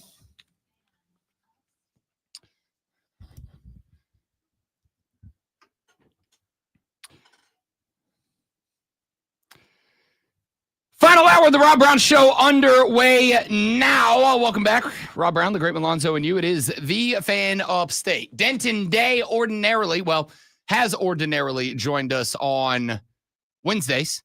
He will be shifting to 9:20 on Fridays from this point moving forward. So our Friday show, jam-packed and more so than ever before, because on Fridays we have Rashad Beard at 8:40 Talking Panthers, the boys from the Moving the Chains podcast at 9 o'clock, giving you the high school football rundown. And now we add to the rotation Denton Day at 9:20, setting us up with his thoughts from a national perspective, the host of SiriusXM's College Football Overtime for the college football weekend on Friday. So Friday's the old Thursday. Friday's the old Thursday. That is exactly correct. Friday's the new Thursday. Got a couple of things I'd like to get to here, but we do have breaking news. The Browns benching Joe Flacco. They are going to go with rookie Dylan Gabriel. Flacco will move to the backup role. Shedeur Sanders will remain as QB3 on the roster as it stands right now. But Dylan Gabriel going to get his first start. Somewhat interesting in that the Browns are in London this weekend taking on the Minnesota Vikings in this contest. That is that's an interesting spot. Seeing a lot of anger about this, but that's how it works. When one is gone, number two comes in and plays. Yeah, the anger is the shocking number of people who just believe that Shedeur should have always been number two, and it should be Shedeur's time to go out there and give it a run. One of those guys was an earlier pick than the other. This is how it works. Look, if Dylan Gabriel goes out there and cooks, great. Shedeur Sanders becomes trade bait for a 6th-round pick somewhere down the line. If Dylan Gabriel goes out there and stinks it up, then yes, at some point, Kevin Stefanski will likely give Shedeur Sanders his spot. Now, I will say this would be interesting. That's a sure sign your job is done. If you bench 2 quarterbacks and go to your third one in one season, that would be interesting. What would be more interesting to me, just from the story perspective, would be if they bench Joe Flacco, go to Dylan Gabriel stinks, and they go back to Joe Flacco. That would be, I think, the story there if Shedeur doesn't even get his spot, even after not 1 but 2 quarterback changes where you alternate 1 to 2, 2 to 1. Heads would explode. Oh, without a doubt. And again, I know that there's a large chunk of people out there. And to be honest with you, I'm looking and going, yeah, you beat the Packers, but you're 1-3, right? Your defense may be even better than we expected at the end of the day. It's the NFL. Great defenses are important, and the concept of defense wins championships, I still believe, is true. But you do have to be able to score points. And this Browns team right now has scored fewer points than anybody. Scored points, but for the other team. Yeah, this Browns team has so far this season scored fewer points than everybody except the Tennessee Titans. Joe Flacco in every quarterback statistic, and y'all know we love us some Joey F-bomb around here. But Joe Flacco right now is last or second to last in every major passing statistic of 33 qualified quarterbacks that have played 3 or more games so far this season. Last or second to last in every metric. And I will say this because I saw a social media clip this morning from a host on one of our brother stations in C-Town who said, Kevin Stefanski. In fact, the take was, what am I supposed to think is the hook for Kevin Stefanski? He doesn't appear to be developing guys. The game plan's not great. He doesn't call the plays on offense or defense. What is the thing that Kevin Stefanski does that justifies him keeping the job? And I said, to be honest with you, I said this to my computer screen. I was watching him on the internet, so, maybe it gets back to him. I said... You're not the only one who answers when someone... Talking to the man in the box in my computer who had that take, my response was, that's fair, but I very much put Cleveland into the same box that I have for years put the Carolina Panthers into. You could have the perfect head coach unless your ownership gets the hell up out the way. It's not going to matter. You could end up drafting the next Tom Brady. If your ownership doesn't get out of the way, it will not matter. You find a Tom Brady, you have to have a Bob Kraft who says, I will put as much money as I can and need to into it, and I will let football dudes be football dudes. I don't think there's football dudes in Cleveland right now. I've been kind of having this running joke going for the past couple of weeks with buddy of the show, Joey B, who had we talk a lot of football away from the air. And one of the things that we have discussed lately, it brought up this weekend after Minnesota got the win. There is a video of PJ Fleck going around the internet right now that is taken from just inside the door of the Golden Gopher locker room. And it's the football team, and they're all kind of standing facing in one direction. And then shot like a bullet out of the hallway comes PJ Fleck, who does. It's not a stage dive because he does it from the ground, but he jumps on a full sprint down the hallway over his football team onto the middle of them, and they body surf PJ Fleck around like he's the hottest chick at a Skrillex concert. Like, it's ridiculous, dude. They go bananas. And I texted it to Joey B, and I was like,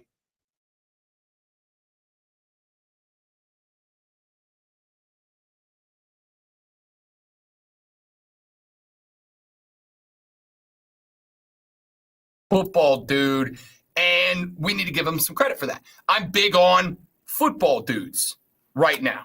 I am big on football dudes and what football dudes can do for a program. Kevin Stefanski is not a football dude, and more importantly, Cleveland does not let the football dudes make decisions. Hi, Jerry Jones, another guy. Is Jerry Jones a great businessman? I mean, I guess you could argue the answer is yes.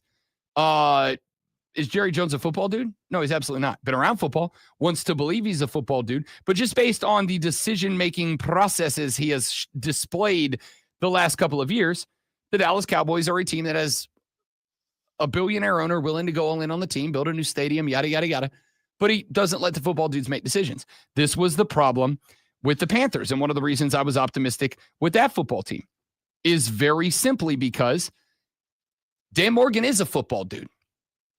And I think, though we are getting some reasons to begin to doubt it, we're going to talk about that here in just a moment from now. I think that, to some degree, Dave Canales is a football dude. So now I've got a franchise in Charlotte, North Carolina, with an owner who, after the controversy, I guess, after the controversy that went down with the bar in Charlotte where he got into it, and again, I've told you, I think that was just a billionaire with no social skills thinking that he was having a ha-ha funny LOL moment with a bar owner, and he just doesn't understand how to communicate with regular people. We haven't seen nor heard from Dave Tepper. And my assumption has been, honestly, that Dan Morgan doesn't take that job if David Tepper is going to be involved and if Nicole Tepper is going to be involved the way that they used to be. Dan Morgan seems like the guy that says, I will take the job to run this football team if I am running this football team, not you, and I just sign the paperwork you want approved. So that's my thought. Bad ownership, or more importantly, and I really should say, when I say bad ownership, there's a lot of different things that can mean. But the number one bad ownership move of bad ownership is thinking that because you are a billionaire, thinking that because you have made money in business, or maybe worse in some cases, simply won the genetic lottery and were born to millionaires and therefore are one by default, that suddenly makes you the smartest guy in the room at everything, Jerry Jones. That suddenly makes you the smartest guy. Well, I made a bunch of money running a hedge fund. How hard could running an NFL team be? The answer is very, very.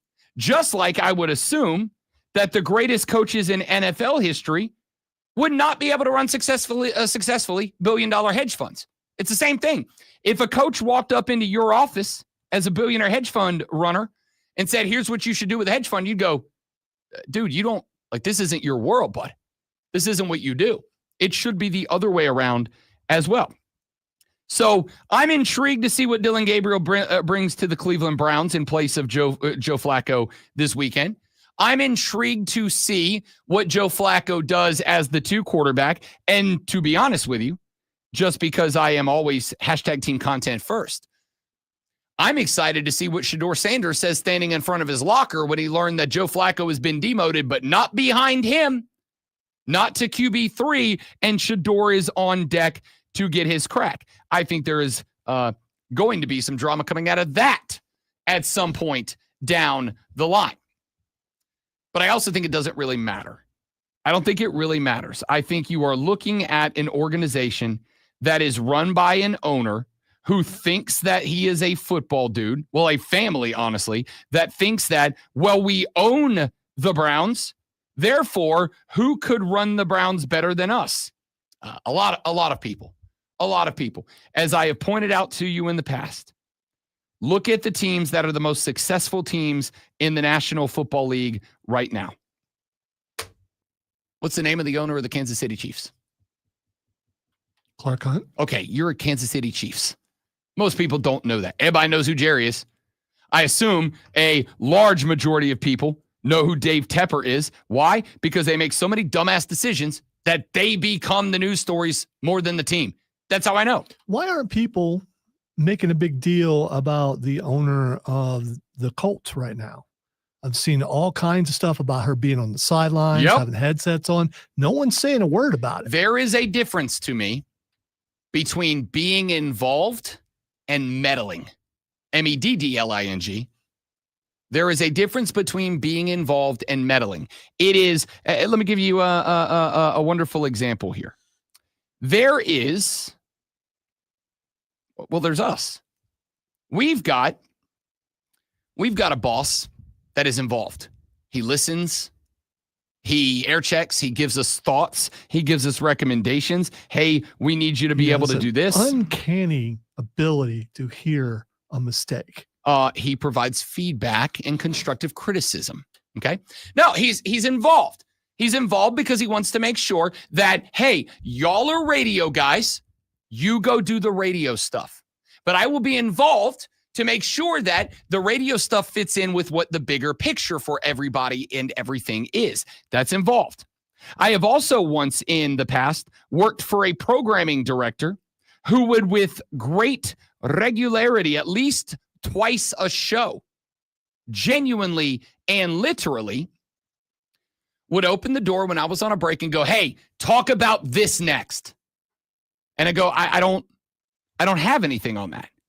I don't have a take on that yet. I don't have an opinion on that. I don't care. Talk about this next.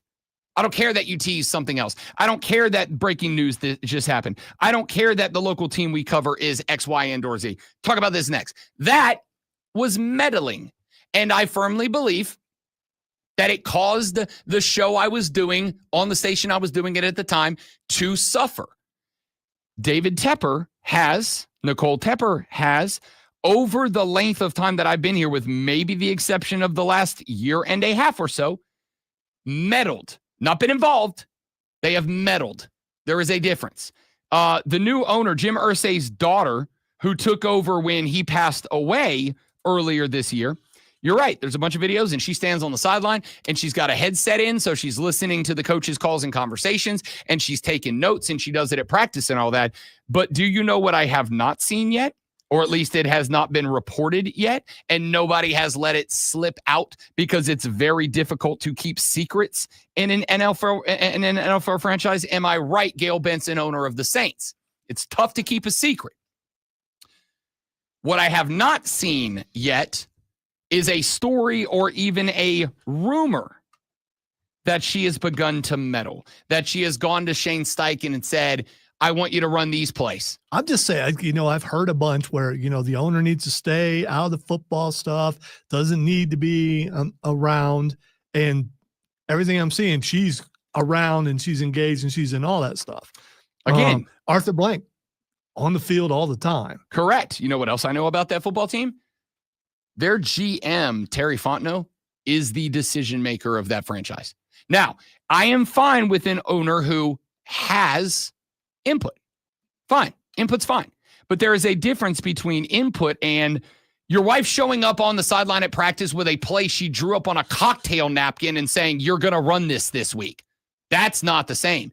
There is a difference between, hey, from my perspective, this is the guy we draft, but Dan Morgan, you make the pick.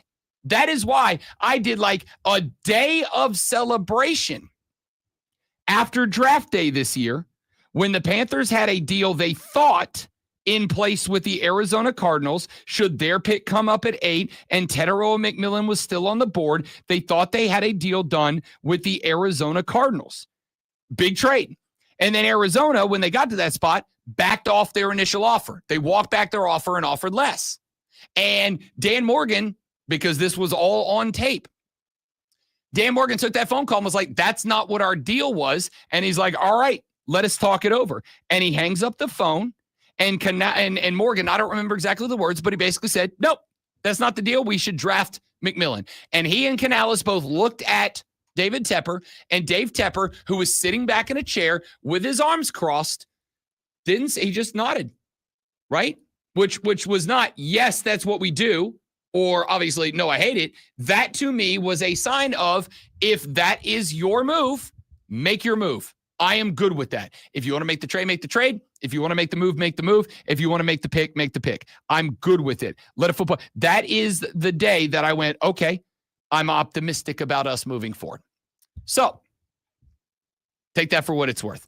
I do not think that we have seen yet Jim Irsay's daughter step in and start. Now, I'm not saying that won't happen down the line.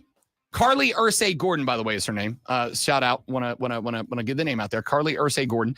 I do not think that we have seen. Take notes, fine. Be involved, fine. Form opinions, fine. Bring them to the GM and the head coach and say, here's what I noticed. Because, hey, fresh sets of eyeballs is always a good thing. Yes, our boss air checks and listens and provides me feedback. You know what else I do? I ask people that listen to the show, hey, what do you think about the show? What do you think I could do differently? What do you think I could do better? What do you think I should do more of, less of, whatever? Because you don't always have to listen to every voice, but more eyeballs or more earballs in this case on the product can provide more opinion feedback, which can help you gather a larger data set about what should be happening and what should not. There's a difference between meddling. The Browns owners meddle. I don't think it matters if Dylan Gabriel is the next Tom Brady. As long as the ownership is the ones that pull the trigger on moves, the Browns will just continue to be the Browns. It is what it is.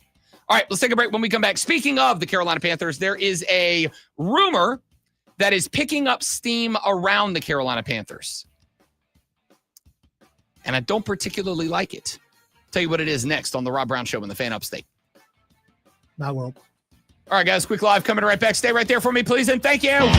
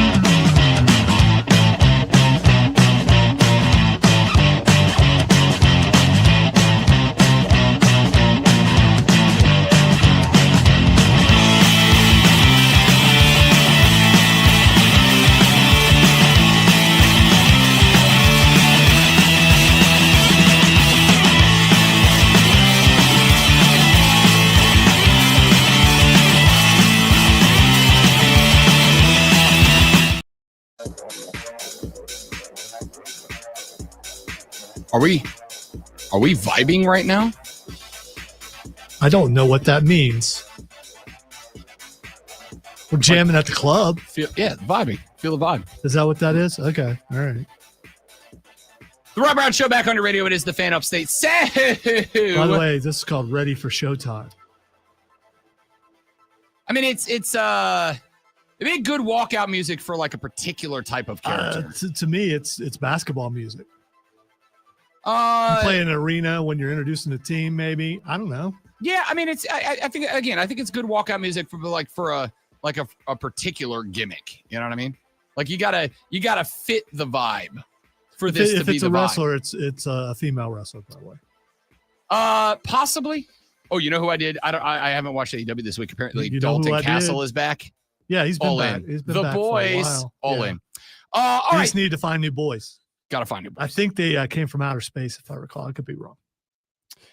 The Carolina Panthers are not so far what we wanted them to be. Now, we saw the flash in the 30-0 demo job that they did on divisional rival, the Atlanta Falcons, a couple of weeks ago. Then they turned around from their best performance of the year and turned in their worst performance, period, point blank, end of discussion, of the Dave Canales era when they went on the road to New England and got absolutely hammered by the Patriots last weekend. Well, I made a point that, and I have been making the point, we talked about this a little bit when we were talking about the difference between a involved owner and a meddling owner in an NFL franchise in the last segment.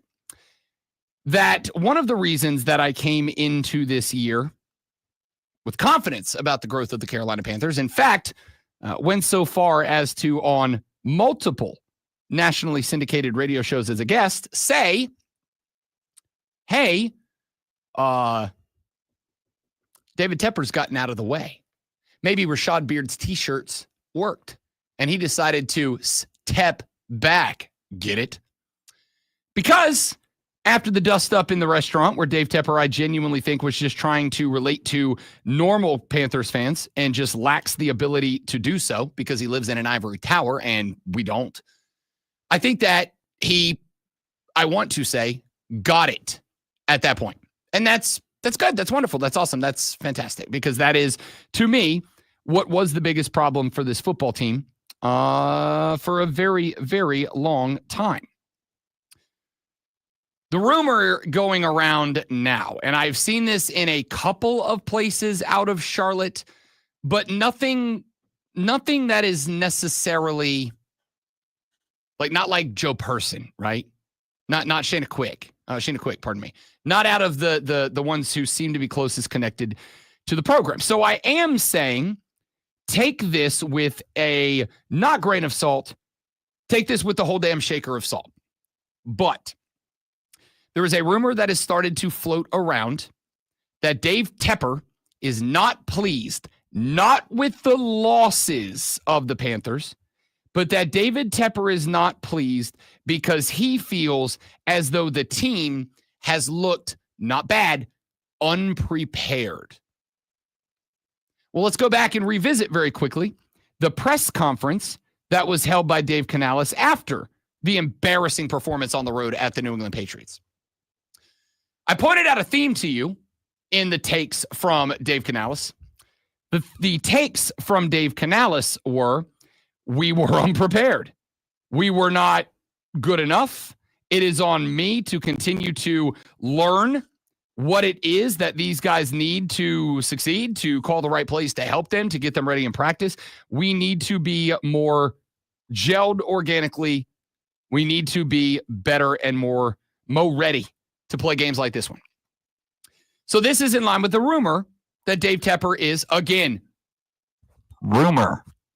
This has not been stated out loud by anybody who is directly connected to the program, nor any of the bigger names that report on this football team, which is why I will say I am somewhat skeptical of it. But they're not necessarily nobodies. And I would point out that through last year, even when the team at the beginning of the year was booty cheeks, You didn't hear any of this. This kind of stuff wasn't floating around. Now here we are at 1-3, and it is. Here's the takeaway for me. Here's the gut reaction that I had when this rumor got to me yesterday. It wouldn't shock me. It wouldn't shock me because Rob Brown, who has been a staunch defender of Bryce Young for the past year and a half, I believe the only one, at least around here, certainly in this room, I'm relatively confident on this radio station, and I'm willing to bet in the upstate. Even I have lost the goodwill. I don't know that staunch is the right word. It's beyond that. Doting to a degree. I mean, I don't know. Whatever adjective you'd like to use here.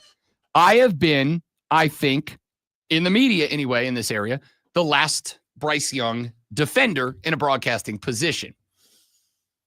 I also was a guy that defended Dave Canales quite vociferously.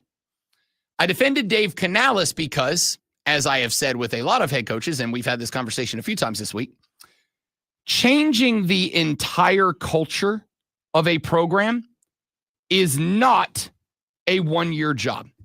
And I don't care if you're talking about a high school program, a college program of any level, or an NFL franchise. Changing the culture of a program is not a one-year job. That takes a long time. It takes time to root the old culture out, even if it was a good one. I lean on Kalen DeBoer and Nick Saban in this case. I think you're starting to see Alabama hit the next gear under Kalen DeBoer. I think you're starting to get to where I thought they were going to be when they hired Kalen DeBoer. But also said when they hired Kalen DeBoer, this is going to take some time because Nick Saban had a very special, very unique culture that no one's going to do anywhere close to Nick Saban. So Kalen DeBoer has to root that culture out. He has to be able to, anybody who cannot adapt to the new culture has got to go. He has got to filter out Nick Saban's guys, the guys that are there because of Nick Saban's culture and can't or won't or don't want to adapt to whatever the culture around Kalen DeBoer is. It's going to take some time. Well, again, it's just a win over Georgia and a couple of 70-pointers and 60-pointers against lower-level schools. But after the loss to FSU, the stories coming out of Tuscaloosa, Alabama are that Kalen DeBoer right now is a different dude. And it's clicked. And Bama's going to be. This is why I'm picking Bama to cover against Vandy. You know I'm pulling for Vandy. You know I am Diego Paviously pulling for the Doors. Clark Lee is absolutely my favorite coach, not named Brent Key, in college football right now. Actually, I would take that back. I actually am a bigger fan of Clark Lee than I am Brent Key because while I like Brent Key, he's kind of that gruff offensive lineman. Clark Lee's a dog, man. He's a dude. I love this guy. When we talk about changing the culture of a program, as Clark Lee had to do at Vandy, took some time. As Brent Key had to do at Georgia Tech, took some time. As Kalen DeBoer had to do at Alabama, took some time. As Mike Vrabel has to do at New England, not just get rid of the Belichick culture, but also get rid of the not great culture that was left behind last year by Jerome Mayo. It takes time. The Carolina Panthers, I'm not saying, have had enough time under the Canales-Morgan regime that the culture had to be changed or should be finished being changed. It still very much is in progress. But, man, we should be at a point where we can see it start to take shape, right? We should be at a point where we have started to see it take shape.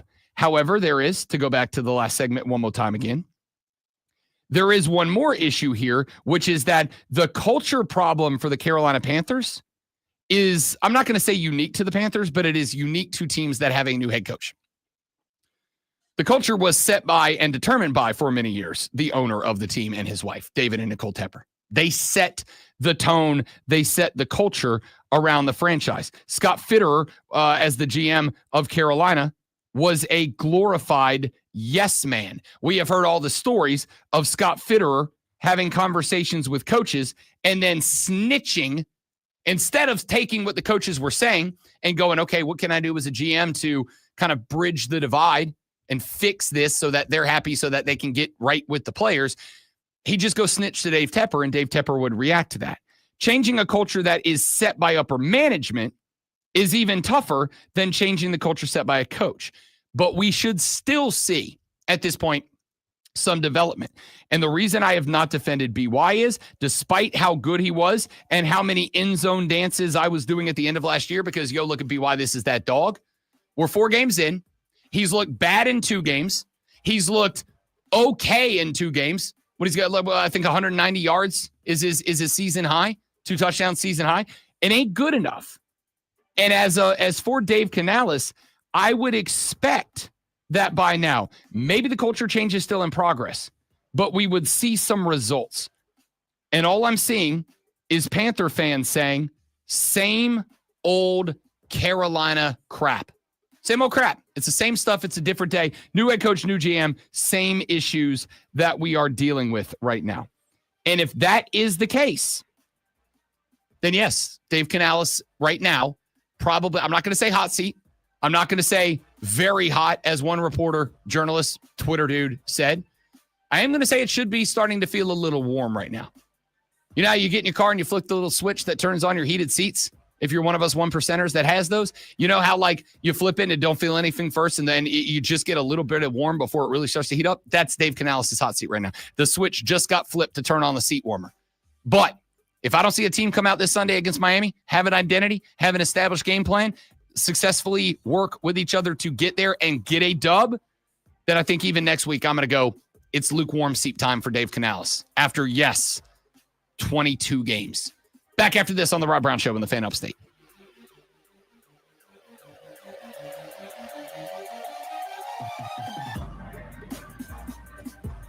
This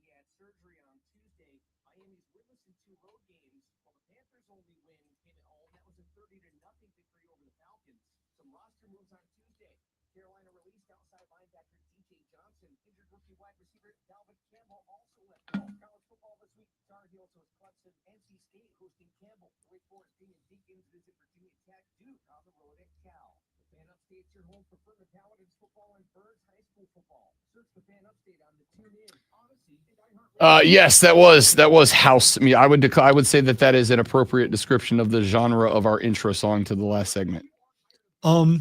Where would house music be played? A very specific type of club, or a club on like it's house music is, I would say, probably falls under the umbrella of it's EDM. I would say it's EDM music. You would find it in a bar that plays EDM music. So it wouldn't be a dancing club? No, it's dancing. It's okay. Just it's EDM is kind of that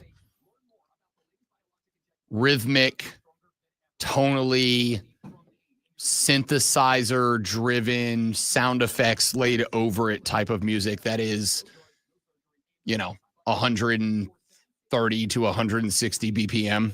It's just very upbeat.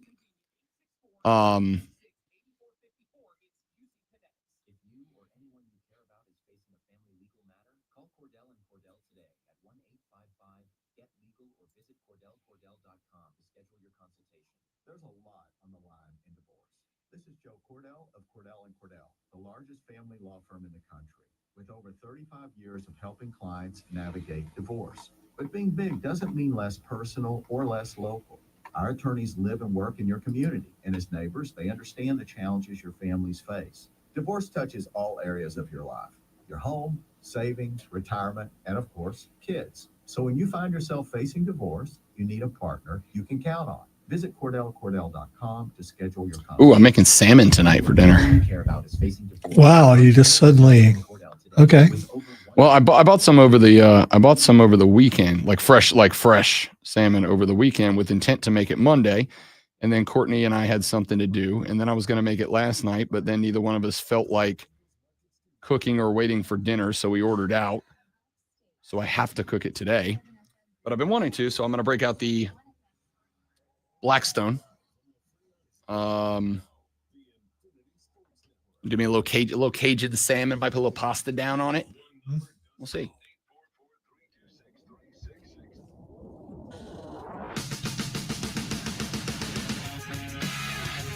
Got a couple more sports stories I want to get here before we ask what the X is going on and get up out of here for the day. But I do want to tell you, I do want to share a little story real quick because I think some of you will appreciate it.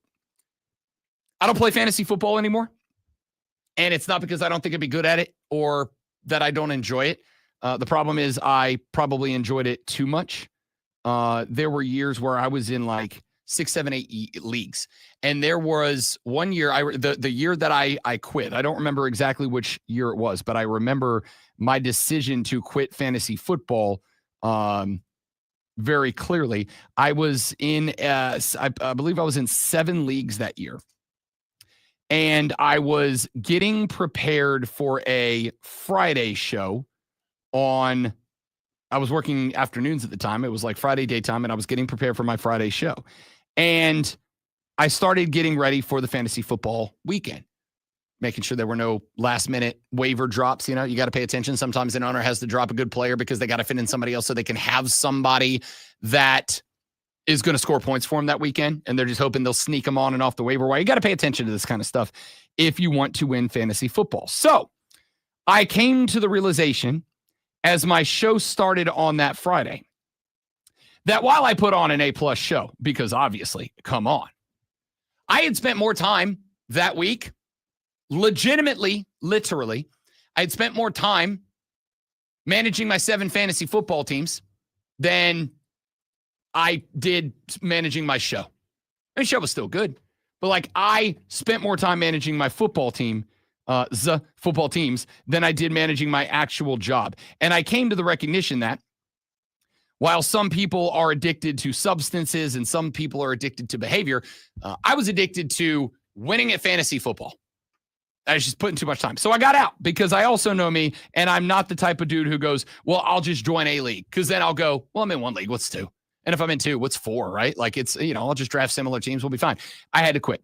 Anyway, the wifey who started a new job way earlier this year, her new company invited her to participate in their office fantasy football league. And so she came to me right before the season started, and she said, hey, will you help me not do my team, but will you help me manage my team? Like, just give me, if I have a question, if I'm worried about a dude or who to pick up or whatever, will you just give me your feedback on, as if I was a listener? Like, don't run my team, but just give me your thoughts if I have questions. And I said, absolutely not a problem. Let's do it. I'm not going to do it. I don't want your login. I don't even want to look at your screen. If you have a question, you ask me. So she has started playing fantasy football this year. And she has been, and I'm very proud to say, going so far as to watch NFL games that aren't the Saints. Because she's like, oh, my running back's in this game. I got to say, she watched she suffered through a Jets game because Breece Hall was her starting running back. And she wanted to see, like, all right, do I want to see if I like him or not? Fair enough. I get it. So she's been playing. She's been genuinely trying. She's 0-4. It's tough. And she has lost 3 games by less than 2 points. And in all of those games, she was up against a quarterback who balled TF out. Week 1, she lost because she was up like 24 points going into the Bills game, the Bills-Ravens game that opened the season. She was up by a bunch of points. And then she went and she checked and she realized that Josh Allen's point total. She lost because Josh Allen balled TF out. I don't remember who it was in week 2, but same situation. Like, she had a really good game with her team, but she lost to a quarterback who had like 46 points because he had like 5 touchdowns. It's driving her up a wall. It's driving her bananas right now because she just can't seem to get a win, even though she is, as far as I'm concerned, doing everything right. So she's going through a situation right now where her defense, the Packers, are on a bye this week. And so she said, do I drop them and pick somebody else up and play them? And I said 90% of the time, yes, but you've got to be in a spot right now where you've got to consider it's a good Packers defense. Granted, the Cowboys have 40, but that's a good Cowboy offense. It's a good defense, so just be aware. If you drop them, you will have to go through the waiver wire. And if you win, and I think there's one other team that is winless right now, if you win and they don't, and then they want the Packer defense, they get waiver wire priority over you. You won't be able to get them. She's like, all right, whatever. Well, then she finds out that not only does she have the Packer defense, but she has Tucker Kraft as her starting tight end as well. Also on the Packers, also want to buy. And I told her last night, Taysom Hill just got cleared to practice. Remember, his season ended last year with a torn ACL. He is coming back to New Orleans. And I pointed out that the beautiful thing about Taysom Hill, even though we have no idea if he will be Taysom Hill again, is that he is credited in fantasy football as a tight end. So you can plug him in a tight end spot or in a flex spot. And not only do you get his tight end points, but if he runs a Wildcat quarterback for a touchdown, you get that. If he runs as a wide receiver and has a receiving touchdown, you get that. If they put him in on a kick return, which I doubt he's going to do coming off of a knee injury on the wrong side of 30, but maybe we'll see. If he gets special teams points, you get that. Like he's a tight end you roster, not because he's an exceptional tight end, but because they let you play him as a tight end, but he can earn points scoring as a running back, as a fullback, as a tight end, and as a wide receiver, as a kick returner, and you get all those points. So I said, he's cleared to practice.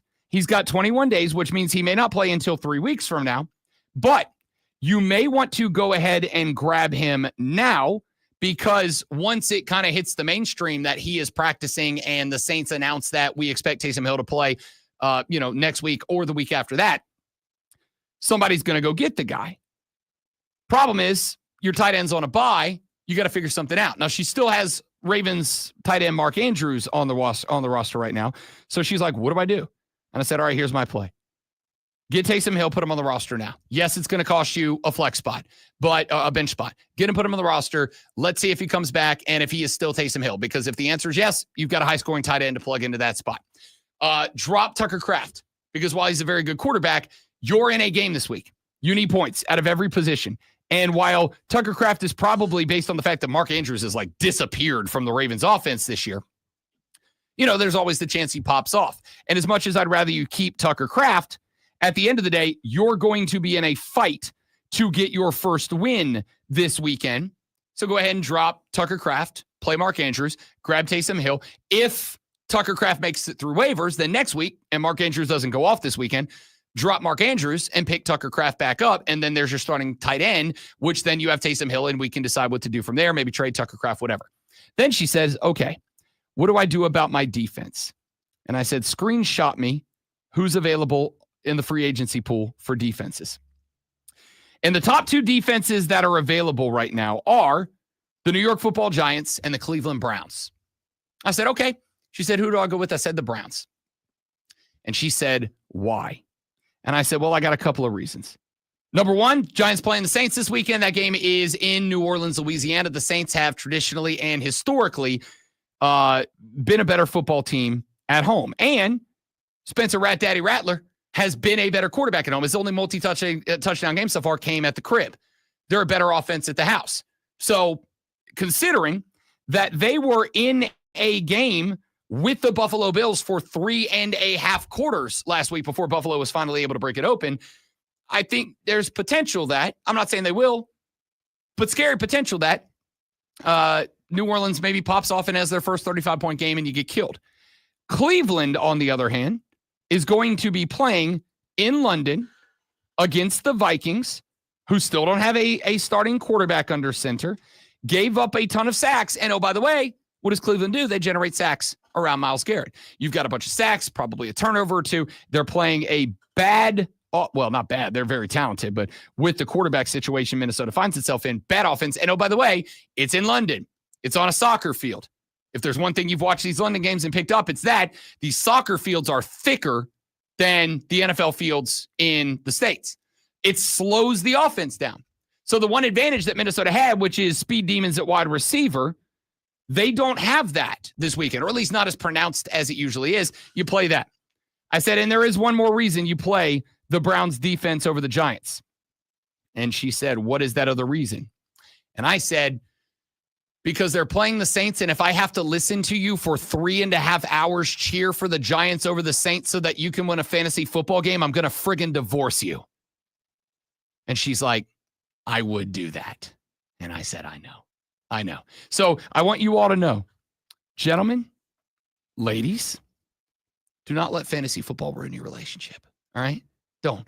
Ladies, if you're in a fantasy football league, fellas, if you're in a fantasy football league, and one of your guys that you need to pop off is up against your significant other's favorite team, do not cheer for them to their face that they are burning up your actual favorite football team.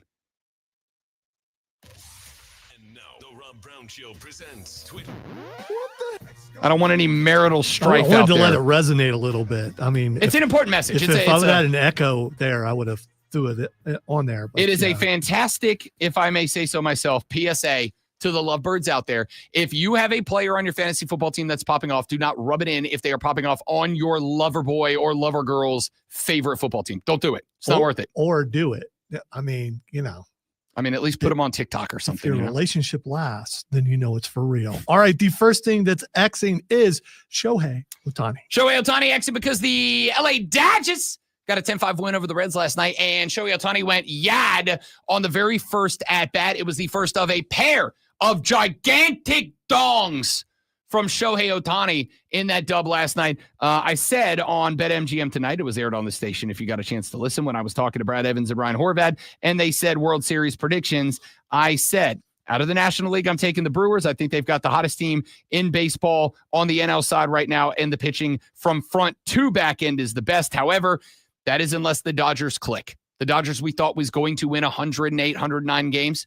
Unless they turn into those Dodgers, which they very well might, in which case the Dodgers are going to beat everybody's ass and win the World Series. Well, I'm not saying that is what happened, but 5 home runs in that game, 2 from Shohei, 2 from Teoscar Hernandez. Great pitching showing from Blake Snell. And the Dodgers are not just up 1-0 in the series, they're up 1-0 in the series and have, in my opinion, thoroughly demoralized Cincinnati. All right, the next thing it's Xing is Chad Powers. Dude, I got to tell you, I love the Chad Power things when it started with Eli Manning. I don't have any interest in this movie. I don't know why. It's not a movie. It's a series. I watched 2 episodes of it yesterday. Is it any good? You'll love it. Really? You will absolutely love it. Okay. You'll love the humor. You'll love who's in it. You'll love how they do things. Without a doubt, I believe you will love it. I will take the suggestion from the great one. I have not been I've seen all the previews, the trailers. I'm like, all right, I get it, but it's been over advertised. A lot of times when something's been that's it. Over advertised, you automatically think, okay, they're really trying to sell this thing. It's probably not that good. Yeah. But the mix of real life sports in with the sports. He was an Oregon quarterback playing Georgia in the national championship. Okay. I'm not going to tell you what happens. And then he, his life is ruined and he kind of has to disguise himself to go play for a smaller team. Yeah. And I like it. I just, like I said, when Eli was doing the Chad Power stuff years ago, whatever it was, I really enjoyed it, but I've seen 1,000 previews and I'm just like, it doesn't, for whatever reason, it hasn't clicked, but on your suggestion, I will give it a shot. And I like the first episode's 40 and I think the second episode's 33. So you're talking about an hour to watch the 2 episodes that came out. And the cameos and things, I mean, the way they tie it around Sports Center and a bunch of things like that, it makes it look a little more realistic at times. Listen, that's what I genuinely loved about, for instance, what I loved about Ted Lasso was kind of the same thing in that it's a fictional soccer team, but Ted Lasso was the coach of the Wichita State Shockers, and then he gets hired, and then he goes and AFC Richmond is playing Manchester United, Manchester City, Chelsea, they're playing real clubs in their stadiums. And I thought that connection, it allows you to feel immersed as if this is a real thing. They put a preview out for the rest of the season, and they will be playing some other really big names in college. Okay. So, and it looked how they filmed it and everything looks really cool. On the great one's suggestion, I will give it a shot. All right. The next thing it's Xing is Olive Garden. I don't know the answer to this. Here's what I'm going to say very quickly, and then Lonzo will tell us. Respect for what Olive Garden is. It fills a niche of I want quick and I want Italian, and it's there, and it's always going to be the same. If you drive past a local Italian restaurant to go to the Olive Garden, you don't like Italian food. You like convenience, and that's okay. But within every Olive Garden, there is a driver 2-iron away, a good local Italian restaurant that you are going to get infinitely better Italian from. Infinitely.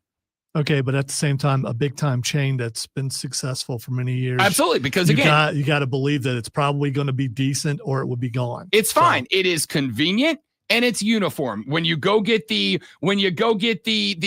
pasta primavera from Olive Garden at this one, it's going to be the same as the next one and the same as the one after that. Versus if you go to local Italians, everybody's going to have their own different special local way. Italians just pull up to an Italian's primavera. house and go, "Hey, what's for supper?" Dude, I'll tell you right now, the wife and the ma-in-law, they love some Olive Garden. And it kills me in my soul every time they're like, "You want to go get Italian?" And I'm like, "Yes, I want to go get Italian, not Olive Garden." You got to get past that. This is the best breadsticks and salad in the business. It's the only reason I'm good to go, because I will get unlimited soup and salad, and I will get the Alfredo sauce, and I will dip breadsticks in that Alfredo sauce until I die. All right, finally, the last thing that is Xing is Hulk. It's because we've seen the first graphics of him in the new Spider-Man movie. Now, Mark Ruffalo was asked who would win between he and the Red Hulk, and he said the Hulk. I honestly, I agree with that, but I do think it is because eventually Red Hulk's hulkiness wears off versus Hulk, who is just going to get progressively more angry and therefore stronger. Comic book lore, yes, Red Hulk's going to put up a fight, but yeah, Hulk's going to win. The more interesting fight would be Red Hulk versus the Abomination. You want to go nerdy? That's the fight we talk about. Hey, thanks for being here. Hope you enjoyed the show. If it didn't, it's your own fault. Come back tomorrow. We'll try to do it all over again, but better. I'm Rob Brown. He's the greatest Lonzo. The greatest Lonzo. He is the greatest Lonzo of all the Lonzos, but he is the great one, Lonzo. See you back here tomorrow on the Rob Brown Show and the Fan Upstate. Later. Who could be the biggest hater and say the dumbest stuff? I mean, if I'm going to go to Olive Garden, James, the tour of Italy is absolutely my play. Yeah, it's pretty. Regularity. I mean, you know. Again, it's just. And I say this as somebody who's in an Olive Garden once a month because, again, the wife and the ma-in-law love it. That's where we go do our family lunches once or twice a month. I do not even dislike the Olive Garden. And for like a lunch thing, it's totally fine. Because if I'm going to eat Italian, I want to sit at that table. And I want to lay back and I want to drink some wine and I want to relax and enjoy. You want to lay back? Oh, you know, okay, lean back. Lay back is open my button. Holy crap. I'm just picturing you taking a nap like in the middle of the floor. Kind of. So I want to, if like for lunch Italian, sure, Olive Garden's fine. But if it's date night and the wife wants Italian, no. I got 2 local Italian joints between me and the closest Olive Garden that are better because, again, the Olive Garden is generic, fine Italian food. I want to go to a place where I got a chef. I got a guy who knows how to make this, and he's got his own thing, and he's got his own magnifique. I want something great. I want greatness out of an Italian dinner, and you will get good and consistent out of the Olive Garden. You will not get great out of the Olive Garden. And if I'm going for Italian, I want great. Okay, that is it for us. Now that we've had the Olive Garden soapbox moment. Vin Diesel loves the Olive Garden because when you're there, you're family. That comes from your family. So, I mean, I know that's why I'm mad. I'm laughing at it. I'm mad that that's a good joke. I really am. I'm mad that that's a good joke. You know, he's amazing. Your brother just comes in and kills it. And he does it just every once in a while. And it's I'm glad I was here for that. Knock it off. Have a great day, everybody. See you tomorrow. Bye.